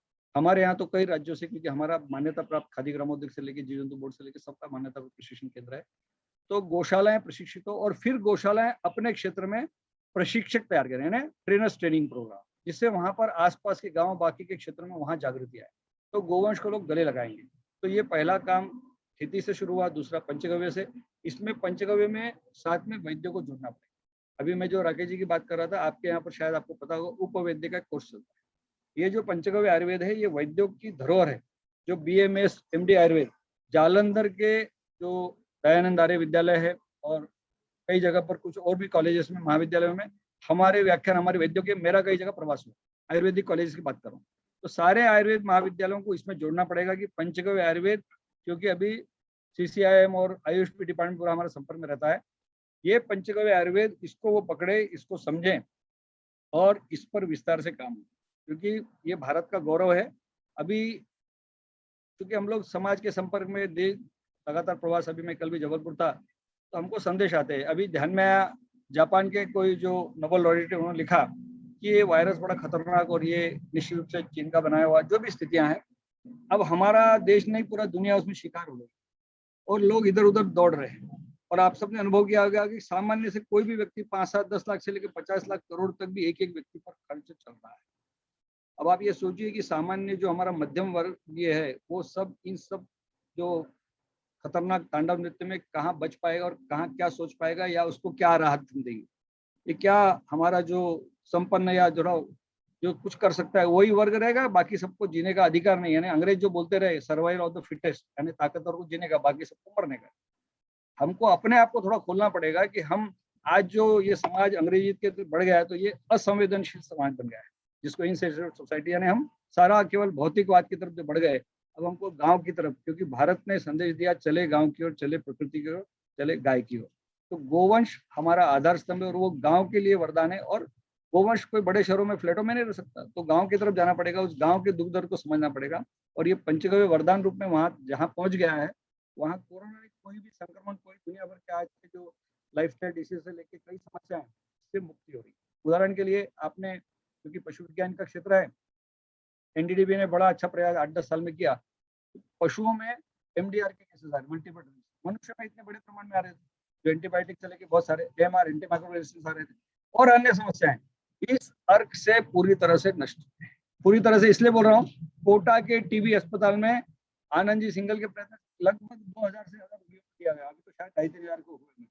सारों में MDR रिवर्सल, ये नागपुर के भी हमारे डॉक्टर सुरेश काटिन ने अभ्यास किया, ये पूरा परिणाम आ रहा है। अब ग्रामीण के लिए उसके घर पे है, लेकिन उसको कोई बताने वाला नहीं, क्योंकि हमारा हृदय वहां तक, या हमारी पहुंच वहां तक, या हमारा मन का सोच, क्योंकि हम अपना मैं मेरा ऐसा करते करते फिर पता नहीं आगे क्या कर रहे हैं। अब हमको कुछ तेरा हमको समाज के लिए कुछ करना है, तो ये सारी चीजें गांव तक हम ले जा सकते हैं। गौशाला उसका बड़ा अच्छा माध्यम और है। देश में लगभग छोटी बड़ी 1000 से आसपास गौशालाएं कुछ न कुछ रूप में उत्पादन कर रहे हैं, और ये उनका शूरवीरता का, उनके पुरुषार्थ का परिचय। तो ये स्वाभिमान का परिचय, ये हमको आगे बढ़ाना है। तो ये दूसरा पंचगव्य का, इसी में समानांतर रूप से हमारी चूंकि नस्लें, जैसे मैंने साहिवाल की बात की, अब आपके यहाँ नूरमहल में इतना जबरदस्त अच्छा काम है, वहां पर साहिवाल से लेके गिर से बहुत सारी चीजों पर नस्ल का अच्छा काम चल रहा है, सांड भी अच्छे सुरक्षित। हम लोगों ने वो आर्टिफिशियल इंसेमिनेशन, फिर आगे जाके बहुत सारा आपने जो एम्ब्रियो ट्रांसफर से लेके क्या क्या शुरू किया। देखिए, प्रकृति से जितना खिलवाड़ और जितनी छेड़खानी करेंगे, आपको मेरे पास सारे दस्तावेज में बहुत सारे आपको ईमेल पे सब भेज दूंगा। पूरे पश्चिम की बहुत बड़ी समिट हुई, उसमें बताया save livestock breeds to feed a warmer world. ये क्लाइमेट चेंज और बड़ी संकट आ रहे हैं, ये गोवंश के न रहने से अंतर्राष्ट्रीय वैश्विक समिट की बात। अब हमारे यहाँ आपको जैसे आर्टिफिशियल इंसेमिनेशन की बात है, आपको बता दूं कि मुझे यहाँ पर मैं जहाँ बैठा हूँ, ये पिछले नवंबर के 1.5 साल पहले की बात है। यहाँ पर बिहार के बहुत अच्छे वैज्ञानिक बाकी लोग थे, पशु वैज्ञानिक, और सब किसानों का ट्रेनिंग चल रही थी। उन्होंने बताया कि विदेशी गोवंश का बछड़ा वो भैंस से संसर्ग कर रहा है, वो गाभन गाय के, उसको कहीं गांव के बाहर छोड़ के आना पड़ा, परेशानी। मैंने कई डॉक्टर से बात की, बोले हाँ ये कई देश में देखा जा रहा है। अब आपने देखा कि देश में इतनी भयानक स्थितियां कि वो जैसे बोलते हैं जैसा खाए अन्न वैसा है मन। हमने उसके अंदर जिसको बोलेंगे कि व्यभिचार बोलो, गोवंश को बिगाड़ दिया, हम नस्ल बिगाड़ रहे हैं। जैसे स्विट्जरलैंड से कई देशों में अभ्यास हुआ कि नेचुरल सर्विस यानी सांड के द्वारा जो बछड़े बछड़ी, उसमें जो गुणवत्ता है वो हमारी अप्राकृतिक में नहीं। हमने सब चीजें शॉर्टकट में जिसको बोलेंगे कि प्रकृति के साथ जो छेड़छाड़ या जो खिलवाड़ किया, उसको बंद करना पड़ेगा। और इसमें हमको ध्यान देकर कि देशी गोवंश और देशी पद्धति हमारी जो रही है, और इसमें हम और भी आगे काम कर रहे हैं, क्योंकि अब पंजाब है आपके यहाँ, वहाँ पर जैसे बैलों की या बाकी उपयोगिता नहीं, हम लोग बैलों की उपयोगिता का ये देख सकते हैं आप, बैलों की उपयोगिता के षड्यंत्र परभणी से लेकर 9 संस्थान कर रहे हैं। अब आपको लगेगा ये दकियानुसी कहाँ से क्या बातचीत होगी। ग्राम का पंजाब ठीक है, आपका हरियाणा है, बहुत सारे दूसरे राज्य जहाँ ग्रामीण क्षेत्र आदिवासी अंचल है, आज भी देश में 4-5 करोड़ बैल, और ये बैलों की उपयोगिता, क्योंकि 15 किलो तक बड़ा बैल, जो कि आपका साहिवाल हो, गिर का हो या इसका हरियाणा नस्ल का हो, 12 से 15 किलो गोबर देता है। ये 250-300 रुपए का हम केचुआ खरीद बना सकते, ये बैल की बात है। और उसके साथ जितने काम करेगा वो बोनस में करेगा। मतलब हमको इस तरह से अर्थशास्त्र किसान के सामने सही ढंग से मेरे पास तो कम से कम 25 वर्ष पहले का किसान की परेशानी का पत्र है पंजाब का। वो बोल रहा है कि बैंक वाले जबरदस्ती मुझे ट्रैक्टर यहाँ खड़ा है, मैं इसकी किस्त भी नहीं भर सकता, ये मेरे लिए बोझा बना हुआ है। तो ये ट्रैक्टर वगैरह अब 90 रुपया 100 रुपये डीजल हो रहा है, कैसे उसको पोसाएगा, कैसे उसका काम चलेगा। आपको सामान्य सोचना है कि बैल उसके लिए वरदान रहा था, और अभी ये स्थिति है कि बहुत सारे राज्यों में किसान शहर से पलायन कर गए, गाँव में आ गए हैं, और वो लोग इस विषय में आगे बढ़ रहे हैं। तो हम बैल चालित बहुत अच्छे उपकरण विश्वविद्यालय उसमें प्रयास करें, जो सफल उपकरण है, जैसे चारा कटिंग मशीन होगी, बैटरी चार्जिंग होगा, पानी लिफ्टिंग होगा, बहुत तरह तरह के हैं। हम उस पर प्रकोष्ठ पर आप उस पर प्रकोष्ठ लगाइए। देखिए, हमारे धन का, हमारी व्यवस्थाओं का नियोजन करना, और हम डेवलपर में भी जल्दी उसका एक आदर्श मॉडल जल्दी प्रयास कर रहे हैं। तो बैल चालित ये सारी चीजें, तो ये काम करेंगे। और गोवंश की हम देखभाल, फिर हमारी देशी नस्ल का महत्व, क्योंकि आज वैज्ञानिक बहुत बड़े संभ्रमित रहते हैं। उधर से पुस्तक आ गई कि भाई हमारी देशी गाय में A2 नाम का पूरे डेविल इन द मिल्क, हमारे वैज्ञानिक भ्रमित रहते हैं कि वो ठीक नहीं, A2 तो इसमें भी होता है, उसमें भी होता है। आप ये स्पष्ट समझ लीजिए कि जो भारतीय शास्त्र हैं वो पूरे, इसमें हमने आयुर्वेद के दूध के गुणधर्म दिए कि दूध सुपाच्य से लेकर, मैं दूध का वर्णन थोड़ा आपके सामने कर दूं क्योंकि वैज्ञानिक है तो थोड़ा बता देना अच्छा रहेगा। ये देखिए, गोदुग्ध अन्य प्राणियों, 8 प्राणियों के दूध बताया, उसमें सबसे श्रेष्ठ गोदुग्ध, तो उसको तो अमृत बताया, आयुर्वेद दूध नहीं बोल रहा, उसको अमृत बोल रहा है। शरीर की पुष्टि करने वाले, पोषण, ध्यान दीजिए, यानी आज जो हमारा केवल इम्यूनिटी ऐसे नहीं, जैसे पोषण कम हो रहा है या स्थूलता मोटापा बढ़ रहा है, ये इसमें मस्तिष्क, मानसिक, बुद्धिवर्धक, बल कारक, वर्ण सुधारने के लिए सभी शरीर धातुओं को पोषण, शुक्र धातु में शरीर स्निग्धता कायम, ये सब दूध के गुणधर्म देशी गाय के। अब ये आयुर्वेद के मापदंड, क्योंकि आयुर्वेद थोड़ा बैकफुट पे पीछे रहा, तो हमारे पक्षी या हमारी एलोपैथी इस पर, और दूध सफेद रंग का दूध ये नहीं होगा, बिल्कुल ध्यान दीजिए। अभी उस दूध से पश्चिम का, मेरे पास यहाँ अमेरिका का शोध पत्र है कि वो जो, ये देखिए ग्रोथ हार्मोन, ये जर्सी गाय का चित्र है, और ये ग्रोथ हार्मोन का जो मोनसेंटो सिंजेक्टा देती है, इस कारण वहाँ का दूध कैंसर कारक हुआ। पहले उन्होंने मांसाहार खिलाया तो क्या हुआ, मेड का हुआ, फिर उन्होंने ऑक्सीटोसिन तो प्रीमेच्योर मैच्योरिटी होने लगी, फिर एक ग्रोथ हार्मोन का इंजेक्शन। ये खतरनाक काम पश्चिम वाले कर रहे हैं। हमारा देशी गोवंश 50 से ज्यादा देशों में बहुत अच्छे स्तर पे पल रहा है, और हमारे यहाँ दर दर की ठोकर खाने को मजबूर है। मेरे पास अभी कागज है, कुछ बताऊंगा आपको कि पाकिस्तान इस वर्ष गाय वर्ष घोषित कर रहा है, और चीन ने बैल वर्ष घोषित कर दिया है। हम कहाँ जा रहे हैं? श्रीलंका ने गोवंश हत्या बंद की। ये कोई धार्मिक आयोजन नहीं, ये ध्यान दीजिए। मैं जितनी बात कर रहा हूँ इस सबके पीछे बड़ा गहरा विज्ञान है, और ये विज्ञान गोविज्ञान सिद्ध कर रहा है। ये सब नहीं कर रहे तो क्या हो रहा है? ये कोरिया की स्थिति, नॉर्थ कोरिया क्या है, अनाज नहीं तो बच्चे पका कर खा रहे। यहाँ दुनिया चली जाएगी, पश्चिम वाले यहाँ ले जाएंगे यदि हम नहीं जागे। और यदि हम जाग गए तो ये गाँव के चित्र हैं, ये सब आपके सामने है कि गाँव के गाँव कैसे बदल रहे हैं, ये कितने प्रोडक्ट्स आ रहे हैं, ये कितने गाँव में कैसा परिवर्तन हो रहा है, ये सब डाटाबेस है इसका। क्योंकि मुझे वो समय भी इतना नहीं रहता प्रेजेंटेशन का, मैं बता रहा हूँ। हमने गाँव के जैसे मांगे कि क्या क्या बदला गोवंश के माध्यम से, क्या क्या हो रहा है। 28-30 उसको पसीना आ जाता है काम करने वाले को, कितना किस तरह का काम करना पड़ेगा, गोवंश की उपयोगिता महत्ता किस तरह से बढ़ रही है, और हमारे ऑर्गेनिक कृषि इसमें क्या क्या आयाम हो सकते हैं, क्या क्या उसके संभावनाएं हैं, कितना करना पड़ेगा। तो ये बड़ा असीम क्षेत्र है, इसमें हमको विस्तार से या हर चीज को बारीकी से समझना, पूरा जिसको बोलते हैं खप जाना पड़ता है।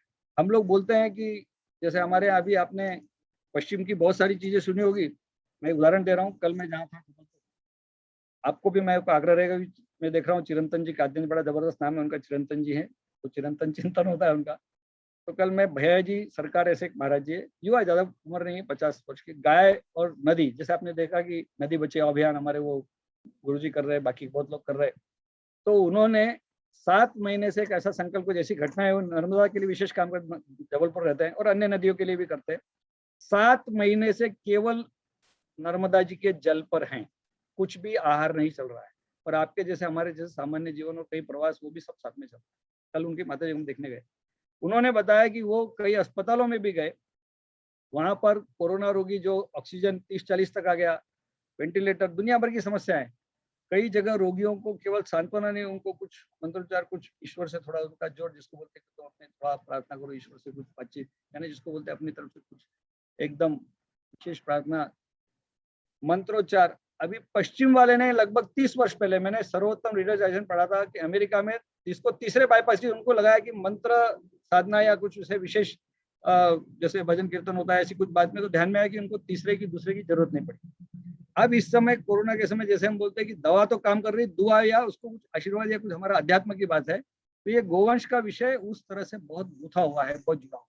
जैसे पंचगव्य घृत है, ये एंटी कैंसर, या मैं मॉडर्न टेक्नोलॉजी की बात कर रहा हूँ कि इसमें बहुत एंटीऑक्सीडेंट यानी 295 मिलीमोल है, लेकिन साथ में हमारा जो हमारा ग्रंथ है वो बोलता है कि ये कर्मक्षय होता है। याज्ञवल्क्य की स्मृति हमारे है, कर्मक्षय यानी हम जो हेरिडिटरी या जो आनुवंशिक रोग है उसको नष्ट करने की, या हम जो पूर्व जन्मकृत जो समस्या है उसको भी नष्ट करने की पंचगव्य में।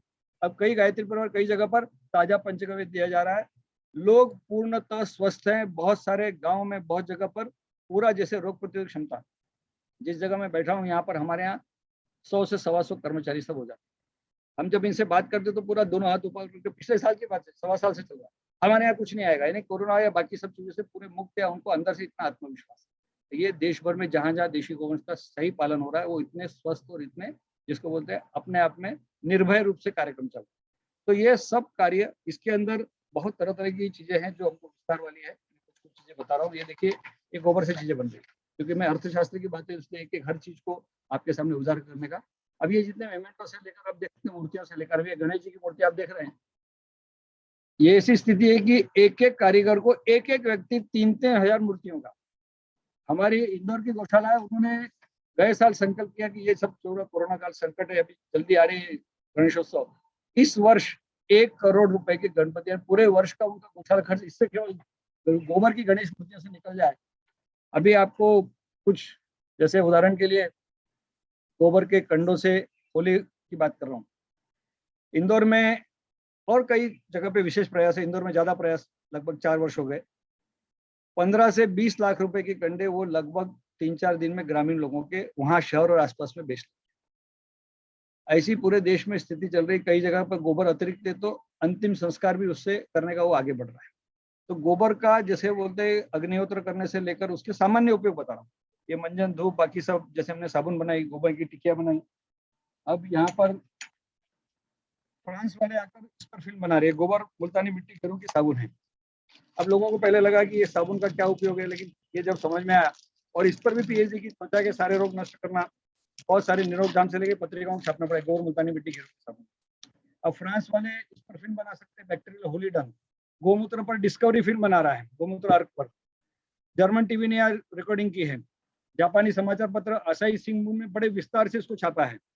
और ये कंटेंट कहीं कहीं पर विदेशी उसकी चैनल की बात नहीं कर रहे हैं, जो आज नेटवर्क मार्केटिंग 45 रुपए पर पीस ड्राई फ्रोजन केक ये बिकने लग जा, निर्यात हो रहा है विदेश में। ये हमारे देशी गोवंश की, ये अमेरिका का बालक है, अमेरिका में रहा हुआ, उसके माता पिता कैंसर से गए, अमित वैद्य। इसने लिखा Holi cancer, how cow saved my life, गोवंश ने कैसे मुझे बताया। ये सब आपके सामने है कि आप इसका अर्थशास्त्र अपने आप समझ सकते हैं कि एक व्यक्ति की जान बच रही है तो उसको क्या मूल्य मिलेगा, या किसी की खेती ठीक हो रही, किसी को नया जीवन दान, किसी को नया रोजगार। ऐसे अब लाखों की संख्या में जा रहे हैं। ये जितने उत्पादन मेरे सामने है, ऐसे लगभग 1000 से ज्यादा युवा, क्योंकि देवलापार जब नियमित बराबर कार्य करता है, हम लगभग 2 से 2.25 हजार लोगों को पर ईयर ट्रेनिंग देते हैं। उसके कारण ये नेटवर्किंग, आईटी वाले 33 लाख के पैकेज वालों ने यहाँ ट्रेनिंग लिया है, 2.25 लाख महीने की सैलरी वाला। ये कुछ नहीं, गोबर गोमूत्र वो सब नहीं करना है, क्योंकि उसमें मानसिक पीड़ा है, उसमें अशांति है, उसमें परेशानी है, इसमें जीवन का आनंद है। ये उनको समझ में आ गया। आपको यहाँ जमीन पे आना पड़ेगा, ये देखना पड़ेगा। ये जब हम चर्चाएं कर रहे हैं तो ये चर्चाएं केवल तात्विक चर्चा में नहीं बनती। हम सक्रिय होंगे, हम क्रियाशील होंगे, हम एक दूसरे को दोष देंगे, एक दूसरे पे टिप्पणी करेंगे, इससे बाहर निकलेंगे। अपने भीतर झांकना है, अपने, जैसे बोलते हैं कि हमको, जब भारत की हम बात कर रहे हैं तो भारत को आत्मसम्मान की तरफ, किसान को आत्मविश्वास की तरफ, उसको प्रेरणा देनी है। वो हमारा अन्नदाता, हम बोलते हैं अन्नदाता सुखी, वो झोली लेकर भिक्षाम देही परेशानी में है, संकट में है, उसके सारे संकट और हर चीज कहाँ से होगी। हम बोलते हैं सबका, भारत बोलता है सर्वे भवन्तु सुखिनः, भारत बोलता है विश्व का कल्याण हो। भारत नहीं बोलता कि सर्वाइवल तो फिटर, सर्वाइवल सभी के लिए, सबको जीने का अधिकार है, सबको। हम बोलते हैं जैसे एकात्म मानव दर्शन, इस तरह की बात करते हैं। तो ये भारत के अंदर ये सारी चीजें हैं। तो भारत को, भारत का ये जो महत्वपूर्ण गुणधर्म है, ये हमको आत्मसात करना है, ये समझना है, और इसमें ये बेड़ियां तोड़नी है। ये सब जो बनाए हुए और ये जो भी जहाँ से भी आ रहे हैं, तो ये संकटों से पार निकलना है, तो थोड़ा साहस का परिचय देना। क्योंकि भारत को बोला वीरों की भूमि है, कर्मवीरों की। आपके यहाँ पे मुझे बताने की जरूरत नहीं कि वहाँ पर मेरे जब वहाँ लुधियाना और प्रवास हुआ, मैं वहाँ भी गया, नामदारी जी वहाँ पर जो पिछली बार महाराज जी थे, बीमार थे, तो बताया कि ये इतने स्वाभिमानी थे कि विदेशी वाले पेड़ के छाया भी नहीं लेते। अब तो हम सब शरणागति में जा रहे हैं। तो हमारे यहाँ ये क्या, विदेशी बीज से लेकर और कुछ भी जो भी आ रहा है, ये सबको हम आंख बंद करके स्वीकार करें। क्या हमारी वैज्ञानिक व्यवस्था कहाँ जाती है कि विदेशी नस्ल से लेकर सारा जो कचरा पट्टी यहाँ पर चल रहा है, कि विदेशी गोवंश के गोमूत्र में क्या समस्या है, गोबर में क्या है, दूध में क्या है, घी में क्या है। आपको शायद पता हो, घी का कोई अंग्रेजी शब्द नहीं। अब मैं जब घी की बात कर रहा हूँ, गुजरात के हमारे जो मैं गौशाला की बात कर रहा हूँ, बंसीगिर गौशाला, आप सबको आग्रह जरूर एक बार देखिए।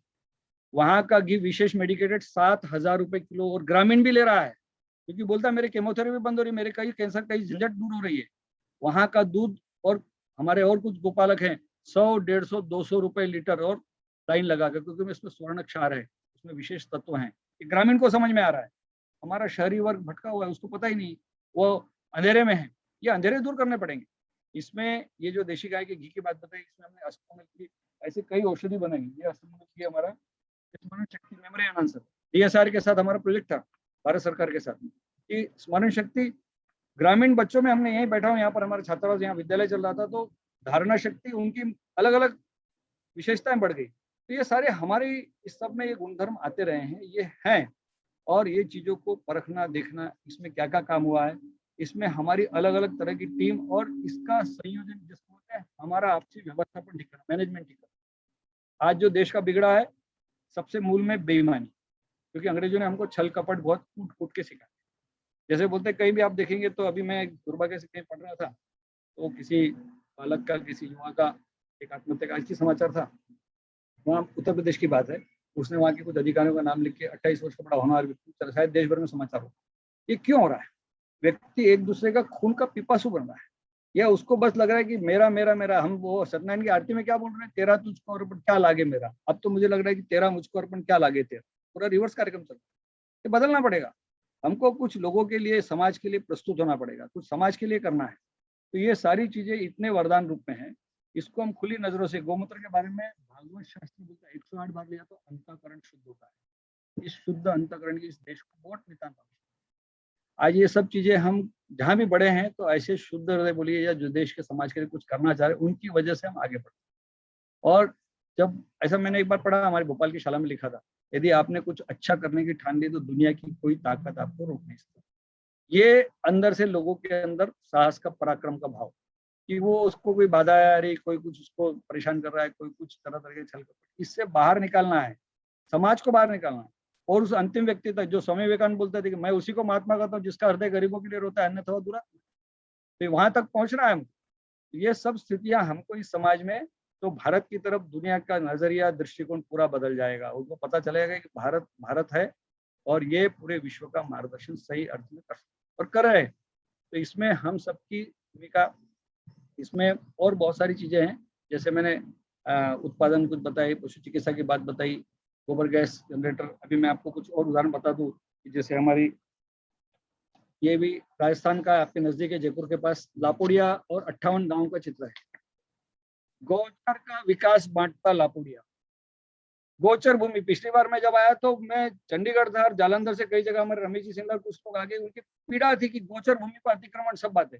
इन्होंने 58 गांव राजस्थान गांव में रेगिस्तान के क्षेत्र में पानी, ये पूरे गांव का चित्र इन्होंने 1-2 से शुरू किया। 58 गांव में हरित क्रांति बोलते, जहाँ भीषण अकाल होता है वहाँ गोचर के माध्यम से यानी चारा उगाया। अब मैं जो गोपाल जी की बात कर रहा हूँ, यहाँ पर तेंजुआ घास 30 साल तक कटाई करते रहिए, यानी 30 साल आपको लगाने की बार बार जरूरत नहीं। कोई नेपियर लगाया, हीरामणि लगाया, तरह तरह की घास पर काम चल रहा है। बड़ी पौष्टिक घास है और घास से दूध बढ़ा लिया, बिना दूध का गोवंश पालन, लेकिन उसके ऊपर मेहनत की, वो दूध पर और उसके आगे बढ़ते गए। ये स्वयंसेवी संगठन कर, उन्होंने 250 अच्छे सांड दिए हैं। ध्यान देना, एक गौशाला ने। जब हम पशुपालन की विभाग में, बड़ा स्पष्टवादी हूं इसलिए स्पष्ट बोलता हूँ, कृषि भवन में हम बैठते थे तो रोने जैसी स्थिति, बोलते 150 सांड नहीं, मतलब तुम्हारा हजारों करोड़ का बजट है, रोने जैसी स्थिति है। वो एक गौशाला अपने बलबूते पर 250 और आपसे बहुत ज्यादा अच्छे सांड एक कई गाँव में दे सकती है, एक गौशाला दे सकती है। हम क्या करते हैं, हमारे यहाँ इतने नस्लें खाली फूटों में रह जाएगी नहीं। ये नस्लों को हम यदि समय रहते नहीं बचा पाएंगे तो हमारा गोवंश, गोरक्षण, गो संवर्धन ये कहाँ जाएगा। तो हमको ये सब काम पूरे विस्तार से एक दूरदृष्टि रख के, क्योंकि ये लॉन्ग टर्म अप्रोच, शासन व्यवस्था में कहाँ बिगड़ा है, शॉर्ट टर्म गेन्स। वो मंत्री जी क्या बोलेंगे, मेरी आत्मा क्या, इन्होंने बोला ये नाराज नहीं होना चाहिए, मेरा कार्यक्रम चलना चाहिए, मेरा 5 लोग में मेरी इस कुर्सी और सब बचा के चलो। अब इसके बाहर निकलिए। मैं किसी व्यक्ति, आप बहुत अच्छी बात है, आपके पशुपालन मंत्री आपने बताया कि वो बहुत चाहते हैं, ये शुद्ध हृदय अच्छे लोग अच्छा करना चाह रहे हैं, इसकी बाधाएं दूर करनी कि लोग, नहीं तो कुछ किसी को लग गया कि विदेशी गोवंश का लोभ लग गया, किसी को कुछ लग गया, यानी व्यक्ति को पता चल रहा है कि गलत है लेकिन उसको आगे बढ़ा रहे, किसान भ्रमित हो रहा है। किसान तक सही स्पष्ट जानकारी पहुंचे, बहुत आवश्यक।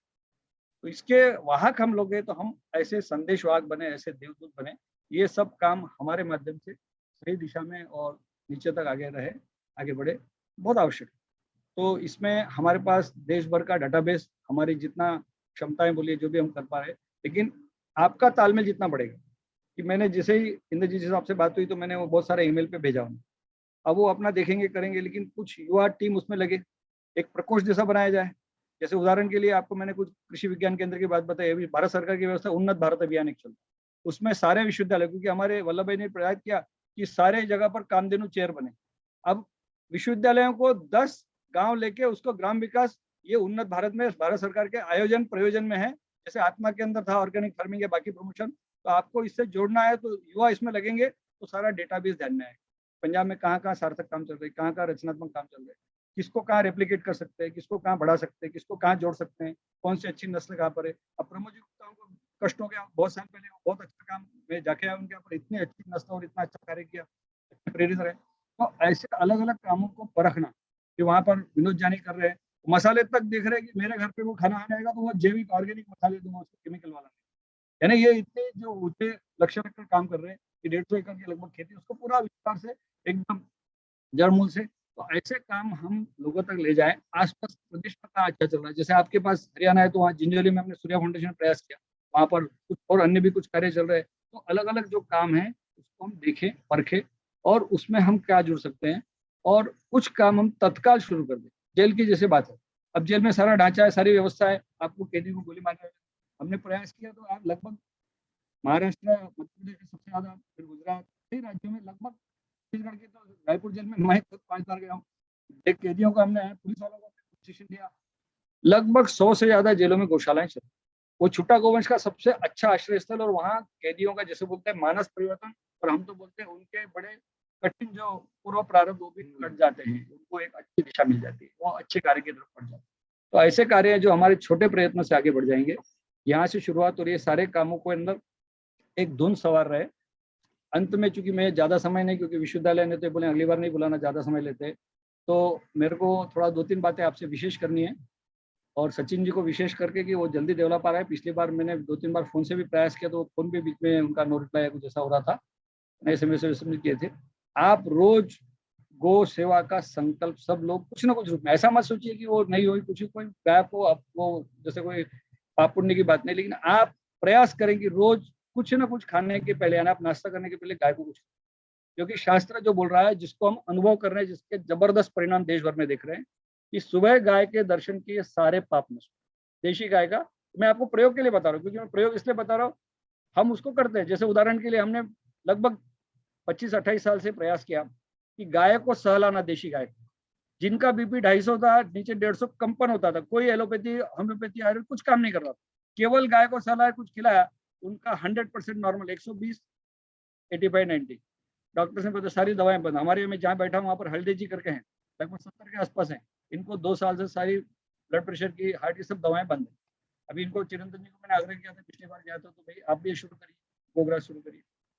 गाय के सुबह दर्शन किए सारे पाप नष्ट, गाय के चरणों की धूल मस्तक पे लगाई, सारे तीर्थों में स्नान का पुण्य मिला, गाय की परिक्रमा सारे ब्रह्मांड, क्योंकि गाय को ये क्या बोला है, पश्चिम वाली किताब लिखती काउ सेव द प्लेनेट, गाय सृष्टि को बचाएगी, और हमको पता नहीं है।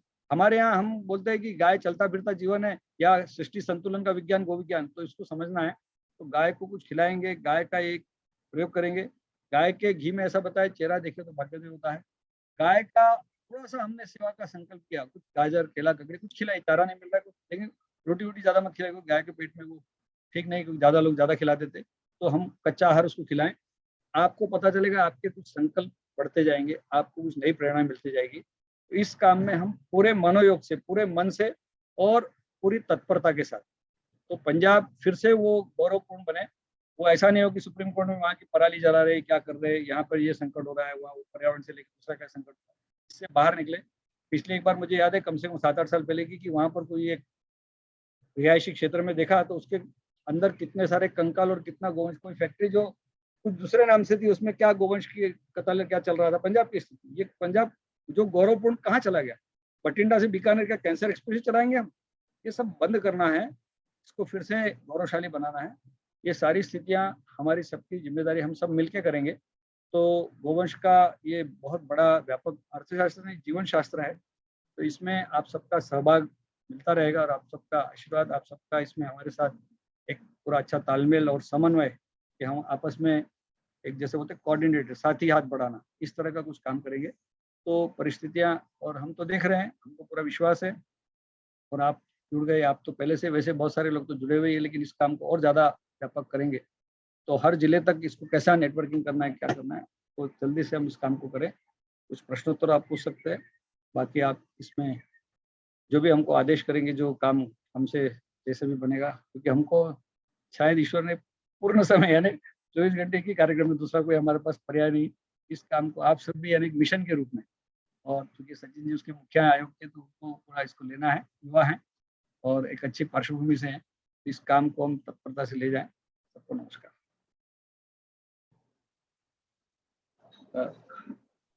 थैंक यू श्री सुनील मानसिंह जी, आपने बहुत अच्छे विचार रखे।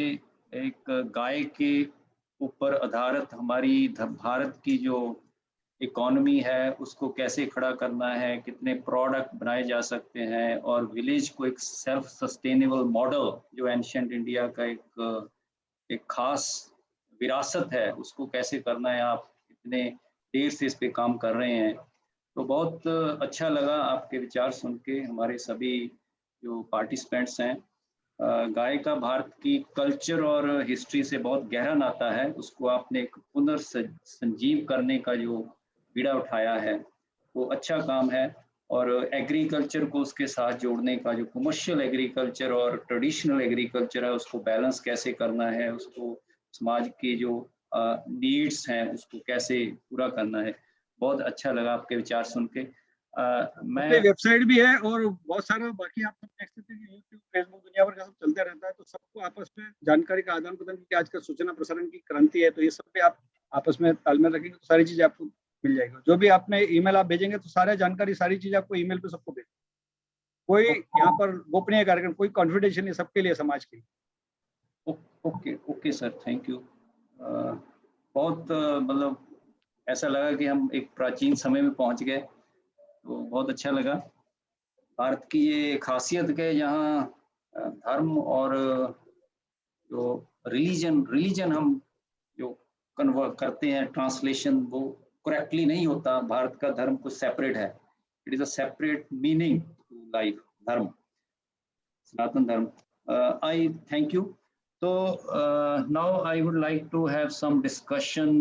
Anybody wants to, maybe हम जो सारे ना बोलें क्योंकि पार्टिसिपेंट्स काफी हैं, अगर कुछ एक दो अपने विचार व्यक्त या कुछ कमेंट्स। मेरा नंबर पूछा, मैं नंबर दे देता हूँ 9422 94-221। मैं अंग्रेजी इसलिए, कोई कभी कभी वो हिंदी में लिख नहीं पाते लोग, तो 9422 01324 01324 94-221 01324।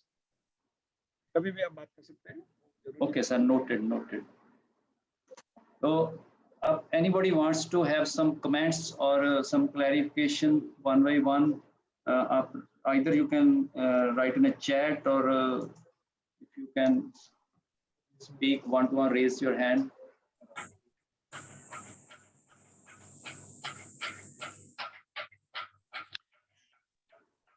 राकेश जी, मैं वैद्यराज जी, राकेश जी कुछ बोलना चाह रहे हैं, बोलिए राकेश जी। मैं इस आयोजन के लिए आयोजकों का बहुत बहुत धन्यवाद करता हूं। संक्षेप में मेरा परिचय है, मैं पंजाब दा डायरेक्टर रहा 12 साल। एक बहुत ही बड़ा विषय है कि गां दे सारे चीज़ां नूं लैके असीं अपनी बहुत अच्छी फार्मेसी खोल सकते हैं। हम अपनी बहुत बड़ी आयुर्वेदिक फार्मेसी फार्मुलेशन यूनिट खोल सकते हैं, और ये आयुर्वेद का एक बहुत बड़ा अंग है जिहड़ा पंचगव्य है। तो ये भी साडे बिजनेस वास्ते बड़ा इंपॉर्टेंट, हमारे बिजनेस के लिए बड़ा इंपॉर्टेंट है।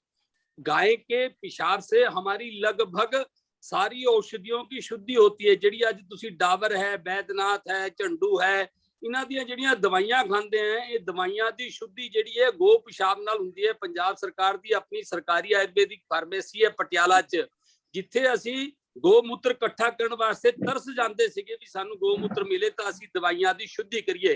तैले तकरे गवामूत्रे कांजी यथ कुलथवा, सोना है, चांदी है, तांबा है, लोहा है, इन्हां सारियां नूं असीं पहला गोमूत्र च शुद्ध करना है, उस तो बाद इन्हां दी दवाइयां बनदियां है।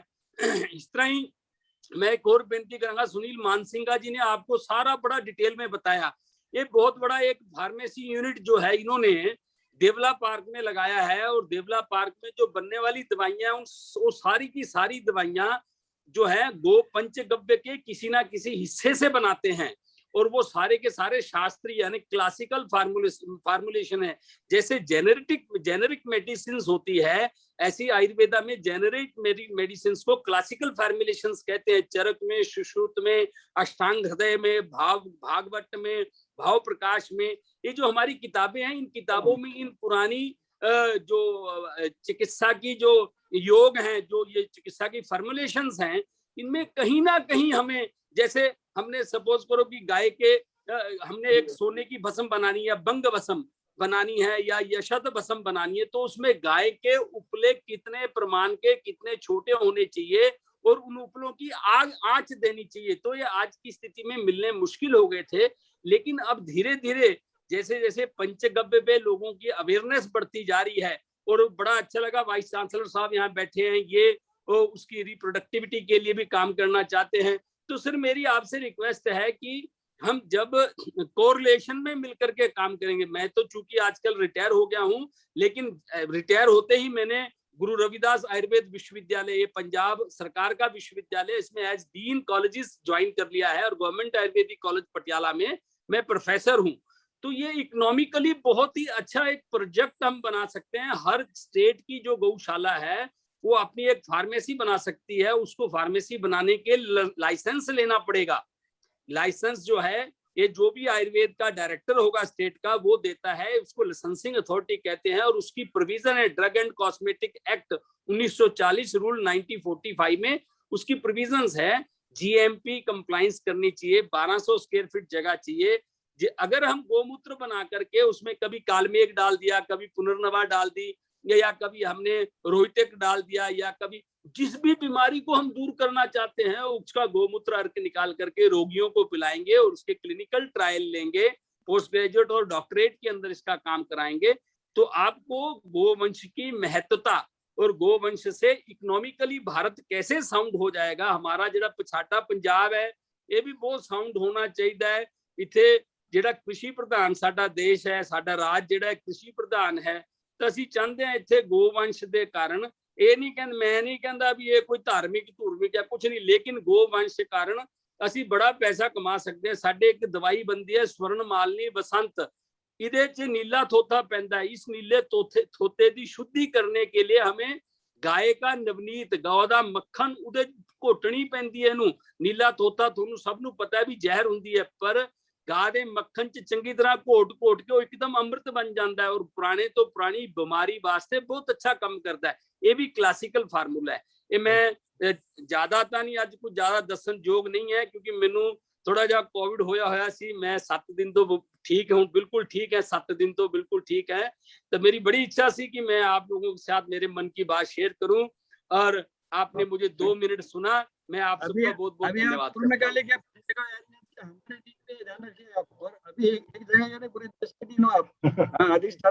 इसका अधिष्ठान खड़ा करना है हमको। Thank you Rakesh Sharma ji. Thank you. मैं डॉक्टर गिरवाल से रिक्वेस्ट करूंगा डॉक्टर चिरंतन काजान, श्री राजू विलियम जी और स्वामी चिन्मयानंद जी उनको मौका दें। हाँ जी सर, मैंने देख लिया, उनका रिक्वेस्ट आई है। तो डॉक्टर ज्वाल, डॉक्टर चिन्मयानंद जी, और एक मिनट क्योंकि हमारे पास टाइम काफ़ी शॉर्ट है, काफ़ी आप संक्षेप में करें। हाँ जी, पहले मैं रिक्वेस्ट करूँगा डॉक्टर ज्वाल को कि अपने विचार 1 आधे मिनट में रखें। Doctor Jwal. Thank you very much. And I first of all मैं कॉन्ग्रेचुलेट करना चाहता हूँ डॉक्टर इंद्रजीत को, यूनिवर्सिटी को गौशाला से जोड़ दिया। और ये एक मेरे ख्याल से वेटनरी यूनिवर्सिटीज में अगर आप देखेंगे तो ये पहला कदम है, और यही जबलपुर में भी यही किया गया था। और मानसिंगा जी ने बहुत अच्छा किया। मेरा नमस्कार उनको बहुत बहुत। बड़ा प्रणाम सर, प्रणाम आपको। हमारे कुलपति जी आप जबलपुर के। जी। तो मैं बड़ा प्रभावित हुआ हूँ देवलापार जाके। मैं कई बार गया हूँ वहाँ पे, और मानसिंगा जी से भी काफी विचार विमर्श हुआ है इस मामले में। तो यूनिवर्सिटी का जो रोल है, मैं डॉक्टर इंद्रजीत को कहना चाहता हूँ कि ये जो हम लोग इसको टेकअप कर रहे हैं, एक उन्होंने किया हुआ है, एक आप कर रहे हैं। ये 2 यूनिवर्सिटियां हैं, एनडीबीएसयू ने और आपने, और बहुत अच्छा उन्होंने भी किया हुआ है। उसमें भी उनको काफी 2-3 करोड़ रुपए का सैंक्शन मिली है। तो इसमें करना क्या है बेसिकली कि गौशाला को आपने ऐसा बनाना है कि जो सेल्फ रिलायंट लोगों में मैसेज जाए। मॉडल गौशाला किस तरीके से तैयार की जा सकती है, और कितने प्रोडक्ट्स, जैसे मानसिंगा जी ने बताएं कि बहुत प्रोडक्ट बन सकते हैं इसके। जो डेयरिंग, काउ ड्राई डेयरिंग का जो कंसेप्ट है वो लेके आपको आगे चलना है, और उसमें सस्टेनेबल तभी बनेगी जब आप उसका पोषण का ध्यान रखेंगे। और उसका पोषण कैसे आएगा जब आपके पास में वहाँ जो फॉडर की बात कर रहे हैं कि किस तरह का फॉडर होना चाहिए। तो जो नया किस्म का फॉडर आया हुआ है, जो स्मार्ट नेपियर, ये कई तरीके की जो आए हुए हैं, और मैंने तो ये पर्सनली यूज किया है। आपका जो गौ कृपा अमृतम की बात कर रहे थे गोपाल सुतारे जी का गुजरात से, इसमें ये सब्स्टिट्यूट बन सकता है यूरिया का और डीएपी का। बेसिकली मैंने वेजिटेबल्स में यहाँ यूज किया उत्तराखंड में, और वंडरफुल इसके रिजल्ट आए हैं, बहुत बढ़िया। गोभी में, आपके इसमें स्ट्रॉबेरी में, जिस संस्थान से मैं थोड़ा सा जुड़ा हुआ हूँ, तो गुरु राम राय का, उसमें हमने ये यूज किया, बड़ा अच्छा है। तो ये काउ बेस्ड जो एग्रीकल्चर का कंसेप्ट है, इसको पहले लेके चलना है, और आप इसको बनाएंगे तो उसमें आपके कई चीजें आप सिस्टमेटिक साइंटिफिकली वैलिडेट भी करें। यूरिन के जितने भी बताए हैं इन्होंने उपयोगिता सारी, इनसे मदद लें, इनसे गाइडेंस लें। बहुत ये मॉडल हैं, और ट्रेनिंग सेंटर एक बहुत बड़ा बन सकता है आपका पंजाब के फार्मर्स के लिए। मुझे बड़ी खुशी है, और सब लोगों से मिलके और सब लोगों के चेहरे देख करके बहुत दिनों के बाद में मुलाकात हुई। आपने मुझे 2 मिनट का टाइम दिया, मैं आपका धन्यवाद करना चाहता हूँ। नमस्कार। अग्रवाल, श्री राजू विलियम जी हाँ जी। बोलना चाहेंगे 1 मिनट के लिए।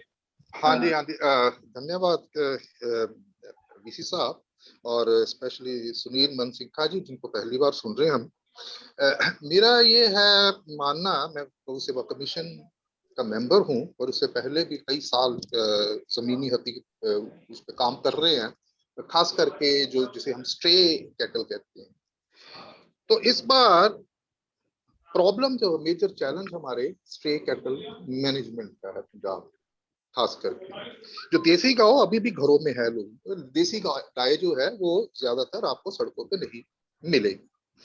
तो इस कॉन्टेक्स्ट में ये जो प्रोजेक्ट है बड़ा टाइमली है, इसकी जरूरत है। उसकी वजह ये है कि पंजाब में अभी तक हमारे पास कोई ऐसी लेगेसी नहीं थी स्ट्रे कैटल मैनेजमेंट की।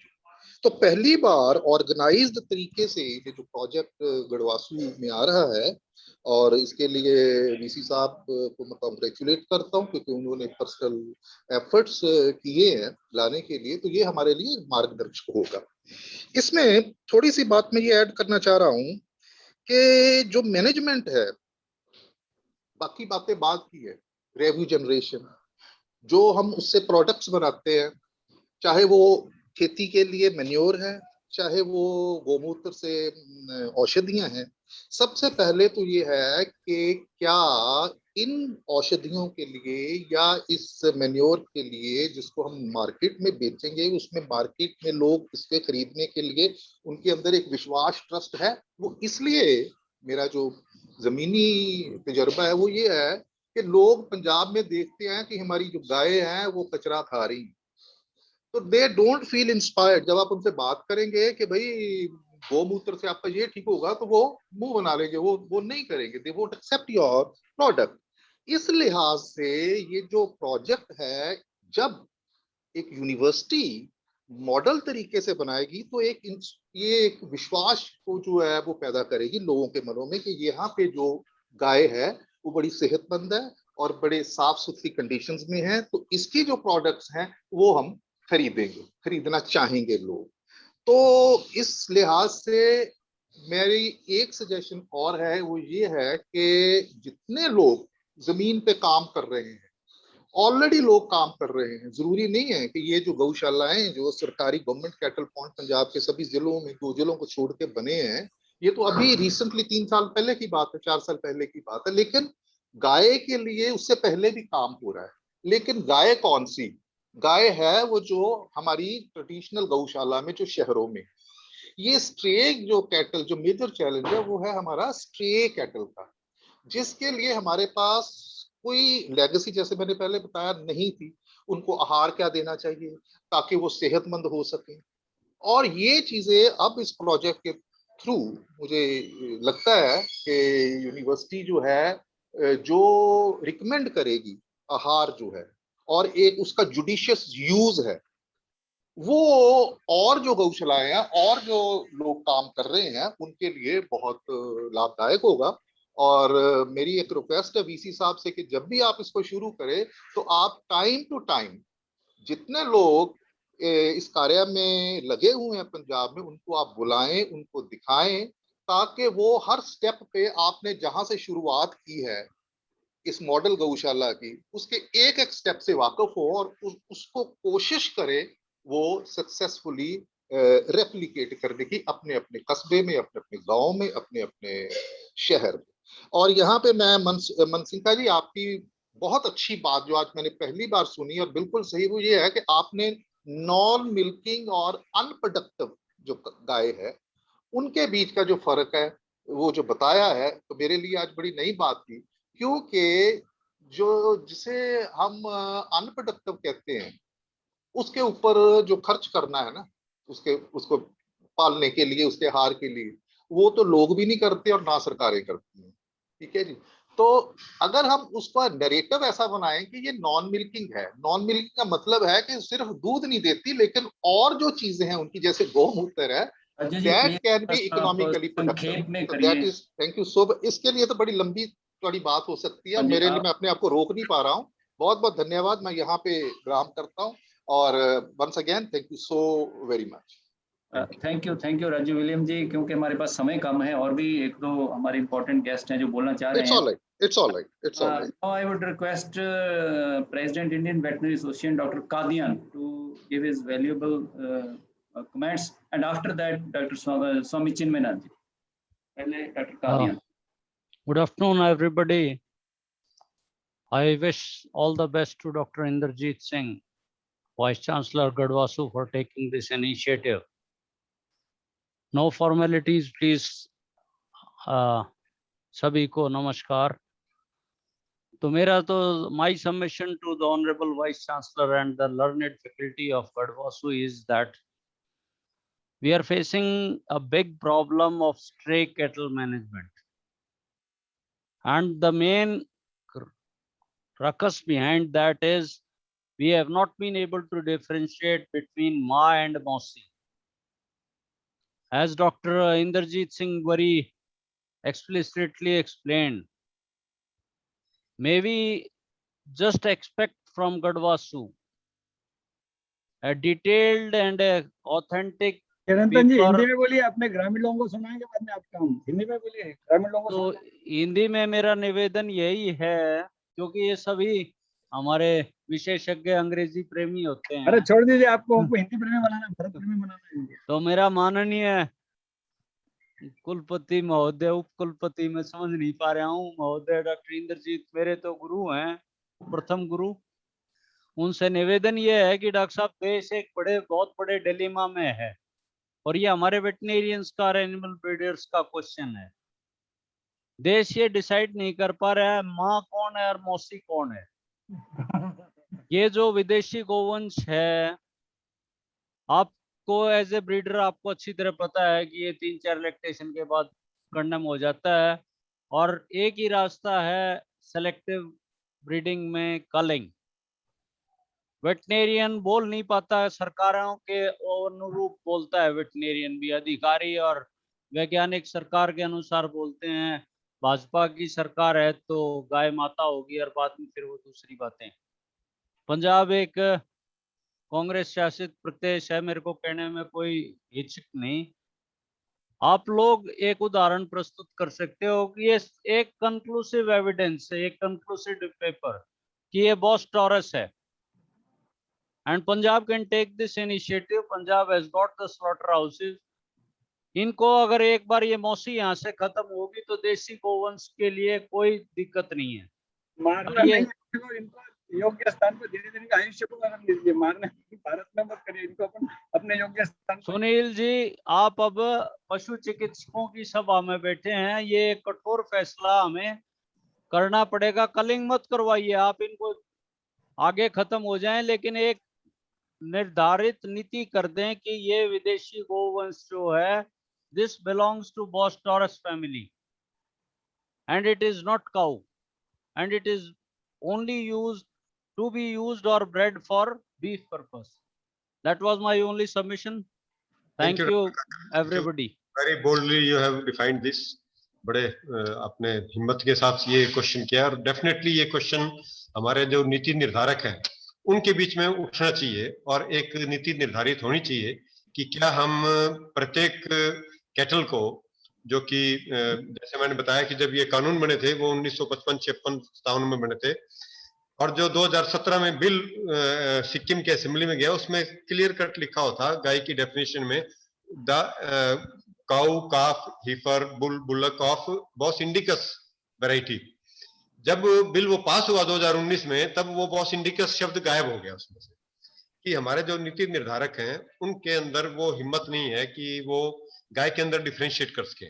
पीछे एक जो जिसको हम नील गाय बोलते हैं, रोज भी बोलते हैं, उसका भी जो है शिकार या वो क्यों फसलों को नुकसान करते हैं, वो भी गवर्नमेंट ने बैन कर दिया था, क्योंकि उसके नाम के आगे गाय बना हुआ था। तो ये नीति निर्धारकों के ऊपर हम छोड़ देते हैं, बट डेफिनेटली आपने बहुत अच्छा किया कि ये चीज आपने उठाई है, एक मुद्दा उठाया है आज की बैठक में, और ये आगे भी उठता रहना चाहिए। और मैं उम्मीद करूंगा कि ये इसका कोई न कोई जल्दी शीघ्र ही कोई न कोई एक पॉलिसी इस तरह की आएगी। मैं स्वामी जी से अब रिक्वेस्ट करूंगा, स्वामी चिन्मयानंद जी। नमस्कार सभी को। मेरी आवाज सुन पा रहे हैं सभी लोग? हाँ जी बिल्कुल, जोर से बोले मान। सचिन शर्मा जी जो गौ सेवा के चेयरमैन हैं पंजाब के, डॉक्टर इंद्रजीत सिंह जी गढ़वासु वाइस चेयरमैन, सिंह जी, सबको मेरा नमस्कार, सभी सदस्यों को मेरा नमस्कार। अच्छी डिस्कशन चल रही है। अभी अभी जो डॉक्टर साहब इंडियन वेटनरी एसोसिएशन से जो उन्होंने बोला, इसमें मैं जरूर ये कहना चाहूंगा कि हम इस बात को तो कभी एक्सेप्ट नहीं करेंगे, क्योंकि जीव दया सर्वोपरि है, हर एक व्यक्ति को जीने का हक है। इसलिए हम बीफ और ये चीजें प्लीज हम इसमें डिस्कशन में नहीं लेकर आएंगे। लेकिन मैं आपको जो ये समस्या, आप जिसको समस्या समझ रहे हैं, मैं इसको संभावना समझ रहा हूँ। आप बॉर्डर टूरिस्ट को देश से निकालने की बात कर रहे हैं, लेकिन मैं चाह रहा हूं कि उसके वो गर्भ है हमारे पास, तो बैक क्रॉसिंग क्यों ना की जाए। मेरे पास ऐसे उदाहरण है, मैं फोटोग्राफ्स, अभी एक वीडियो बन रही है, मैं सबको शेयर करूंगा। मैं फील्ड में जाकर आया हूँ, गाय के यहाँ जो क्रॉस ब्रेड काउज हैं, उनके जब साहिवाल का सीमन भरा गया तो उसकी अगली जो उसका बच्चा जो आया वो 50% के करीब आ गया, उसका हम्प नहीं आया। तो जब क्रॉस ब्रीडिंग पॉलिसी आई थी देश के अंदर, तो उस समय हजारों लाखों एचएफ गाय नहीं आई थी भारत में, उस समय सीमन आया था। और हमारी ही बॉस इंडिकस काउज को लगाकर उन्होंने एचएफ पैदा की थी धीरे धीरे धीरे। तो हम बैक क्रॉसिंग की तरफ क्यों नहीं जा रहे? हम इन गायों को क्यों नहीं गर्भित करते? तीसरी जनरेशन में, तीसरी 3 जनरेशन कितने साल लगेंगे? बहुत कम साल लगेंगे। तो हम इनके गर्भ से ही बहुत उत्कृष्ट देसी गांव वंश पैदा कर सकते हैं। क्योंकि इस डिस्कशन का आधार काउ कंजर्वेशन है और रेवेन्यू जनरेशन है, तो इसमें मैं जो गौशालाओं के प्रतिनिधि हैं, शर्मा जी, सचिन शर्मा जी इसमें इन्वॉल्व हैं, तो मैं उनको भी रिक्वेस्ट करूंगा कि जितनी गौशालाएं हैं, ठीक है, गौशाला गौमूत्र के प्रोडक्ट बनने चाहिए, फार्मेसी के प्रोडक्ट बनने चाहिए, लेकिन मैं जब भी किसी गौशाला में जाता हूं तो उसमें मैंने नॉन डिस्क्रिप्ट काउस को देखता हूं, तो उनमें अंग्रेजी बुल छोड़ा होता है। तो वो दृश्य बड़ा ही एक मेरे को ठीक नहीं लगता। अगर हम उन नॉन डिस्क्रिप्ट काउस के अंदर उस क्षेत्र की नस्ल का बुल छोड़ दें, तो आप अंदाजा लगा सकते हैं कि 1-2 साल में गौशाला की क्या तस्वीर बदलेगी। हम गौशालाओं में इस बात पे तो ध्यान देते हैं कि क्या होना चाहिए, इसमें धर्म से कैसे जोड़ा जाए, इनकम कैसे आए, गाय को रोटी खिलानी है, पंडित जी ने कहा है। हमारी धार्मिक भावनाएं तो बहुत हैं, लेकिन हम उनमें संभावनाओं को नहीं खोज रहे। तो मैं आप सबसे, ये बहुत विद्वत जन बैठे हुए हैं, साइंटिस्ट बैठे हुए हैं, मैं जरूर कहूंगा कि जिसको आप बोझ समझ रहे हैं उसको संभावना समझें। और एक सीमन अगर उस गाय को लग गया नॉन डिस्क्रिप्ट को, जो हमने देखा है कि जैसे हरियाणा नस्ल की जैसी गाय है नॉन डिस्क्रिप्ट जिसमें कालापन भी है, उसके जब साहिवाल लगाया पंजाब के अंदर, तो नेक्स्ट, तो इस संभावना को जरूर दृष्टिकोण से रखना चाहिए। और ये जो गढ़वासु एक प्रयास करने जा रही है, हमारी शुभकामनाएं हैं डॉक्टर इंद्रजीत सिंह जी आपको, आपकी इसके आप जो नेतृत्व करेंगे तो हम हमारी ओर से हम भी साहिवाल के ऊपर काम कर रहे हैं। इस समय दिल्ली गौशाला में हम 5 नस्लों पे कार्य कर रहे हैं, साहिवाल है, हरियाणा है, गिर है, थारपारकर है और राठी भी है। तो इन नस्लों में अथाह क्षमता है, अपने आप को ये सिद्ध करती हैं। जब कोई कहता है कि देसी गाय कम दूध देती है, तो मैं कहता हूं कि ऐसा आरोप उस पर ना लगाएं। हमने 70 साल में देसी गायों पे काम ही कितना किया है जो हम आरोप लगा रहे हैं। हम आरोप पे रोप लगा रहे हैं, आरोप पे रोप लगा रहे हैं, लेकिन कार्य कुछ किसी ने नहीं किया, बस यही कि उसको वो कम देती है। ऐसी गाय 1950 में गवर्नमेंट ऑफ इंडिया के जो कैटल फेयर्स होते थे, उनमें फिरोजपुर कैंट की मुदनी नाम की गाय थी जिसका 5000 डैम बेस्ट लैक्टेशन यील्ड था उस समय 1950 में। हमारी जितनी भी कैंटोनमेंट्स हैं उनमें ऐसी साहिवाल गाय होती थी। उस समय की 5000 किलो वाली गाय को अगर संवर्धित किया गया होता तो आज उसकी DBLY आप अंदाजा लगा सकते हैं कहां पहुंची होती। लेकिन दुर्भाग्य इस बात का है कि हम आरोप पे आरोप लगा रहे हैं, कोई काम नहीं करना चाहता, कोई कार्य नहीं करना चाहता। लेकिन जो कार्य कर रहे हैं उनका मैं अभिनंदन करता हूं और आप सबका स्वागत करता हूं। Thank you Swami ji. कोई और है? एक श्री गोपाल गो लोक धाम, उनको यदि चांस दे सकते हैं डॉक्टर ग्रेवाल। हाँ जी सर, हमने नॉट आइडेंटिफाई देयर मतलब आईडी। तो थैंक यू वेरी मच हर एक को, और खास तौर पे हमारे आज के जो लीड स्पीकर हैं सुनील मानसिंघका जी को, जिन्होंने अपने जो ज्ञान वर्धन करवाया सारे जो एसोसिएट हुए हैं इस टॉक के साथ, इस आज के वेबिनार के साथ, और उन्होंने काफी न केवल संवर्धन की बात की, अपितु इससे तो ऐसा लगता है कि गौवंश के द्वारा आदमी एक आर्थिक प्रगति भी कर सकता है, और गौशाला की कोई स्थिति नहीं है कि वो एक गाय को बोझ समझ के पाली जाए। और स्वामी चिन्मयानंद जी ने तो इसको करके भी दिखाया है, इन्होंने कितनी तरह की प्रजातियों का संवर्धन खुद ब खुद कर रखा है। तो ये बहुत ही हर्ष की बात है। जो हमारे बीच गौ सेवा कमीशन के चेयरमैन है पंजाब गौ सेवा कमीशन से, मैं शर्मा जी का भी बहुत धन्यवाद करता हूं।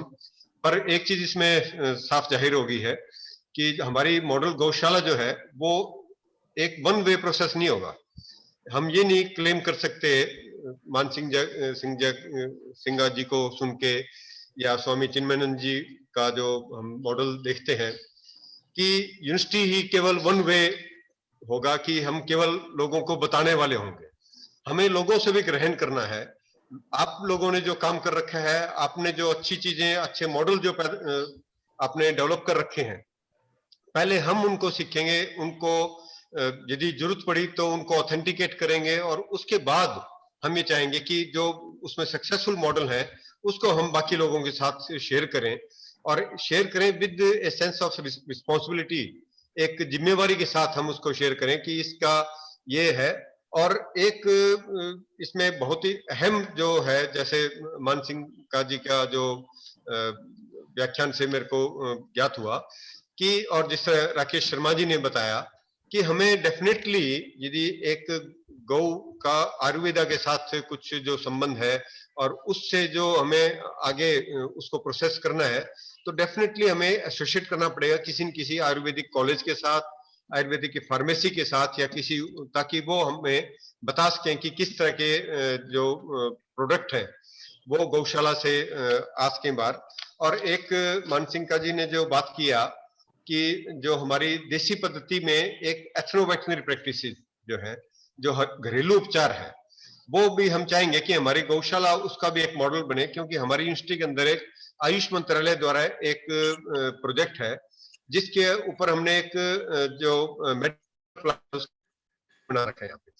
तो हम अपने गौवों के इलाज के लिए, हमारा ऑलरेडी था कि हम हमारे गौवों के जो इलाज है उसके अंदर केवल हम जो एथनोवेटनरी प्रैक्टिस है केवल उन्हीं को लगाते हुए, और उनके जो जड़ी बूटियां वो वहीं पर पैदा करके, और हम इसको वहां पर एक डेमोन्स्ट्रेशन भी करेंगे कि किस तरह उनके द्वारा आप इलाज के अंदर कम से कम लागत में और घरेलू चीजें इस्तेमाल करते हुए उस तरह की जड़ी बूटियां अपनी गौशाला के अंदर ही उगाकर हमने एक अलग से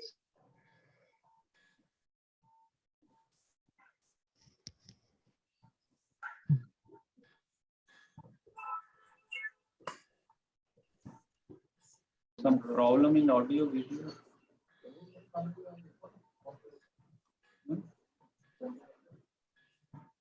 Hello.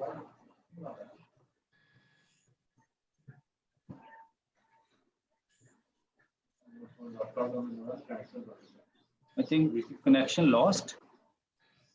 Connection was lost shortly. No. तो ये जिस तरह राकेश शर्मा जी ने बताया कि जीएमपी के लिए क्या रिक्वायरमेंट है, ये आपके जो सुझाव हैं डेफिनेटली हम उनको लेते हुए और ग्रहण करते हुए आगे अपना जो मार्ग है उसको थ्रेड करेंगे।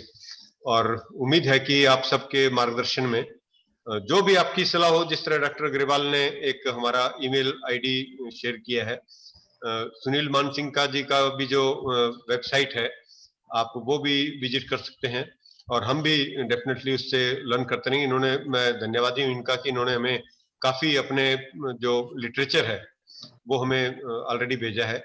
जो भी इंटरेस्टेड हो वो डॉक्टर ग्रेवाल ने जो कमेंट के अंदर, चैट के अंदर जो वेबसाइट दे रखी है, जो ईमेल आईडी दे रखी है, उसके ऊपर आप मांगेंगे तो हम आपको मानसिंघका जी का ईमेल आईडी और उनके वेबसाइट भी शेयर कर देंगे, और हमारे पास जो भी लिटरेचर है इससे संबंधित उनसे उनके द्वारा शेयर किया हुआ वो जरूर हम आपको अरे गो विज्ञान अनुसंधान केंद्र का मतलब मेरा व्यक्तिगत, मैं तो उसका प्रतिनिधि हूँ, सारे अपने केंद्र और अपने व्यवस्थाओं से चलता है, सब भेज देंगे। तो आप सबका बहुत बहुत धन्यवाद। Doctor Agrawal. Sir, I think we are at the concluding moment. Now, Shri Go Seva Society Ludhiana, they were talking for few minutes. I would like to give them only half a minute. Please, whatever you want to say, conclude in half a minute. जी जी sir, मैं अजय कुमार अग्रवाल लुधियाने तो श्री जी गौ सेवा society का सदस्य हैं जी। Sari society सड़कों तो बेसहारा बीमार गਊਆਂ ਦੀ ਮੈਡੀਕਲ ਸੇਵਾ ਕਰਦੀ ਹੈ ਜੀ। ਜਿੰਨੀਆਂ ਵੀ ਸ਼ਹਿਰ ਤੋਂ ਬਿਮਾਰ ਗਊਆਂ ਅਸੀਂ ਚੱਕਦੇ ਆ, ਉਹਨਾਂ ਦੇ ਪੇਟ ਦੇ ਵਿੱਚੋਂ ਜੀ 40-45 ਕਿਲੋ ਤੋਂ ਘੱਟ ਵੇਸਟ ਮਟੀਰੀਅਲ ਘੱਟ ਨਹੀਂ ਨਿਕਲਦਾ ਜੀ। ਪੇਟ ਦੇ ਵਿੱਚੋਂ ਉਹਨਾਂ ਦੇ ਲਿਫਾਫੇ, ਰੱਸੀਆਂ, ਮੈਟਲ ਇੱਧਰ ਚੀਜ਼ਾਂ ਨਿਕਲਦੀਆਂ। ਆਪਾਂ ਨੂੰ ਸਮਾਜ 'ਚ ਇਦਾਂ ਦਾ ਕੰਮ ਕਰਨਾ ਚਾਹੀਦਾ ਤਾਂ ਕਿ ਜਿਹੜੀਆਂ ਗਊਆਂ, ਜਿੱਦਾਂ ਆਪਨੇ ਕਿਹਾ ਵਿਚਾਰ ਦਿੱਤਾ ਵੀ ਗਊਸ਼ਾਲਾ ਦੇ ਅੰਦਰ ਹੋਣੇ ਚਾਹੀਦਾ, ਬਹੁਤ ਅੱਛਾ ਪ੍ਰयास ਹੈ ਵੀ ਏਦਾਂ ਹੋਣਾ ਚਾਹੀਦਾ ਤਾਂ ਕਿ ਸੜਕਾਂ ਤੇ ਨਾ ਰੁਲਣ ਗਊਆਂ ਆਪਣੀਆਂ, ਆਪਣਾ ਗੋਵੰਸ਼। ਤੇ ਇੱਕ ਚੀਜ਼ ਮੈਂ ਹੋਰ ਧਿਆਨ ਤੁਹਾਡਾ ਸਾਰਿਆਂ ਨੂੰ ਦਿਵਾਉਣਾ ਚਾਹੁੰਦਾ ਜੀ, ਜਿਹੜਾ ਅੱਜ ਆਪਣੇ ਇੰਨੀ ਮਿਲਾਵਟ ਹੋ ਰਹੀ ਹੈ ਦੁੱਧ ਦੇ ਵਿੱਚ, ਇੰਨੀ ਮਿਲਾਵਟ ਹੋ ਰਹੀ ਹੈ ਜਿਹਦੇ ਚ ਮੈਲਾਮਾਈਨ ਪੈ ਰਿਹਾ, ਕਾਸਟਿਕ ਸੋਡਾ ਪੈ ਰਿਹਾ, ਜਿਹਦੇ ਨਾਲ ਆਪਣੀਆਂ ਕੈਂਸਰ ਦੀ ਬਿਮਾਰੀ ਹੋ ਰਹੀ ਹੈ। ਮੈਲਾਮਾਈਨ ਇੱਕ ਐਸਾ ਪ੍ਰੋਡਕਟ ਹੈ ਜਿਹਦੇ ਨਾਲ ਪੇਂਟ ਦੀ ਪਾਲਿਸ਼, ਜਿਹੜੀ ਪੇਂਟ ਹੁੰਦਾ ਆਪਣੇ ਘਰਾਂ ਦੇ ਵਿੱਚ, ਸੈਰਾਮਿਕ ਟਾਈਲਾਂ ਬਣਦੀਆਂ, ਉਹ ਚੀਜ਼ਾਂ ਆਪਣੇ ਦੁੱਧ ਦੇ ਵਿੱਚ ਇਸਤੇਮਾਲ ਕਰਨ ਦੀ ਗਵਰਨਮੈਂਟ ਨੇ ਇਜਾਜ਼ਤ ਦੇ ਦਿੱਤੀ। ਮੈਂ ਸਾਰਿਆਂ ਦਾ ਧਿਆਨ ਇੱਧਰ ਦਿਵਾਉਣਾ ਚਾਹੁੰਦਾ ਤਾਂ ਕਿ ਘੱਟੋ ਘੱਟ ਜਿਹੜੀ ਆਪਾਂ ਨੂੰ ਬਿਮਾਰੀ ਦਾ ਇੰਨਾ ਕੈਂਸਰ ਦੀ ਬਿਮਾਰੀ ਹੋ ਰਹੀ ਹੈ, ਕਿਉਂ ਹੋ ਰਹੀ ਹੈ? ਜਿਹੜੀ ਉਮਰ ਅੱਜ ਤੋਂ 30 ਸਾਲ ਪਹਿਲਾਂ 100 ਸਾਲ 90 ਸਾਲ ਹੁੰਦੀ ਸੀ, ਅੱਜ 40-45 ਤੇ ਰਹਿ ਗਈ ਸਾਰੀ। ਆਪਣੇ ਸਮਾਜ ਦਾ ਧਿਆਨ ਦਿਵਾਉਣਾ ਚਾਹੁੰਦਾ ਇੱਧਰਲੇ ਪਾਸੇ ਤਾਂ ਕਿ ਪ੍ਰਸ਼ਾਸਨ ਨੂੰ ਕਿਹਾ ਜਾਵੇ ਵੀ ਮੈਲਾਮਾਈਨ ਮਾਨ ਦੀ 2016 ਦੇ ਵਿੱਚ ਜਿਹੜੀ ਇੰਡੀਅਨ ਗਵਰਨਮੈਂਟ ਨੇ ਮਨਜ਼ੂਰੀ ਦੇ ਦਿੱਤੀ, ਕਿਉਂ ਦੇ ਦਿੱਤੀ? ਦੁੱਧ ਦੀ ਲਾਈਫ ਨੂੰ ਵਧਾਉਣ ਵਾਸਤੇ ਕਿਹਾ, ਇਨਸਾਨੀ ਜਾਨਾਂ ਦੇ ਨਾਲ ਤੁਸੀਂ ਇੰਨਾ ਖੇਲ ਰਹੇ ਹੋ। ਅੱਜ ਬੱਚੇ, ਛੋਟੇ ਬੱਚਿਆਂ ਨੂੰ ਦੁੱਧ ਦਿੱਤਾ ਜਾ ਰਿਹਾ ਕੰਪਨੀ ਦਾ, ਵੇਰਕੇ ਦਾ, ਅਮੂਲ ਦਾ, ਮਦਰ ਡੈਰੀ ਦਾ, ਸਭ ਦੇ ਵਿੱਚ ਮੈਲਾਮਾਈਨ ਪਾਇਆ ਹੋਇਆ। ਕਿਉਂ ਗਵਰਨਮੈਂਟ ਨੇ ਅਲਾਉ ਕੀਤਾ ਹੈ? ਮੇਰੀ ਮੰਗ ਇਹ ਹੈ। ਓਕੇ, ਥੈਂਕ ਯੂ ਅਗਰਵਾਲ ਜੀ। आपने कुछ बहुत बढ़िया पॉइंट रेज किया, पर मैंने नहीं लगता कि मैलामाइन की इजाजत गवर्नमेंट ने दी है, कोई अनस्क्रूपलस। 2016 ਦੀ ਇੰਡੀਅਨ 2016 ਦਾ ਪਾਸ ਹੋਇਆ ਜੀ, ਇਹ 2000 ਗਵਰਨਮੈਂਟ ਨੇ ਮਨਜ਼ੂਰੀ ਦਿੱਤੀ ਹੈ, ਇੰਡੀਅਨ ਗਵਰਨਮੈਂਟ ਨੇ 2016 ਦੇ ਵਿੱਚ। नहीं ज्यादा करके ਜੇ ਪਰਸੈਂਟੇਜ ਗਵਰਨਮੈਂਟ ਨੇ, ਸੁਣੋ, ਜੇ ਗਵਰਨਮੈਂਟ ਨੇ ਪਰਸੈਂਟੇਜ ਕਹਿਤੀ ਚਲੋ 0.25% ਤੁਸੀਂ ਤੁਹਾਨੂੰ ਪਰਮਿਸ਼ਨ ਦਿੰਦੇ ਆ, ਤਾਂ ਉਹ ਕੌਣ ਚੈੱਕ ਕਰੂਗਾ 2.25 ਪਾਈਆ ਜਾਂ 25% ਪਾਈ ਹੈ? ਕੌਣ ਦੇਖੂਗਾ ਉਹ?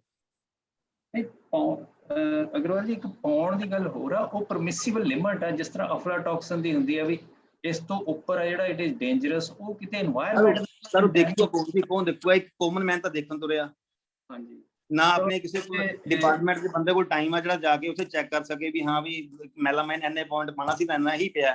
ਕੌਣ ਦੇਖੂਗਾ?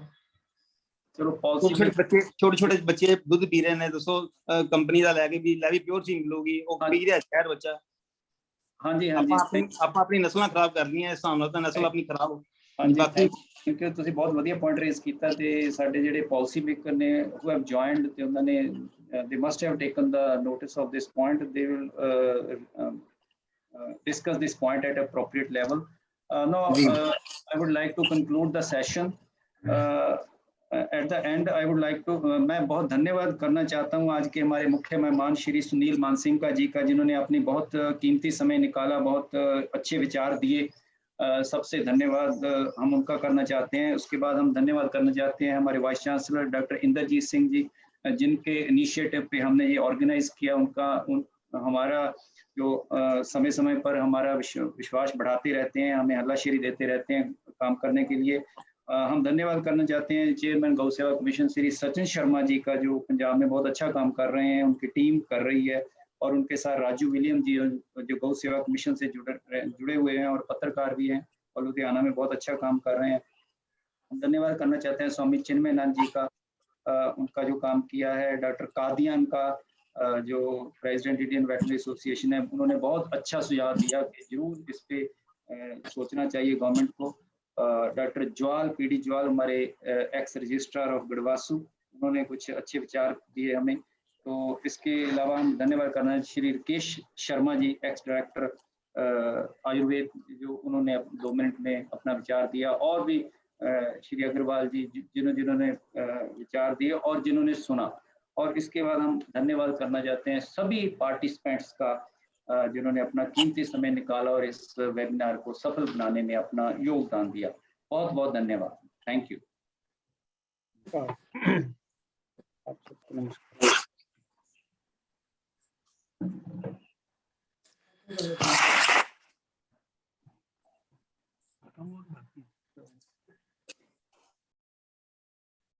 आज विलियम जब बोलने लगा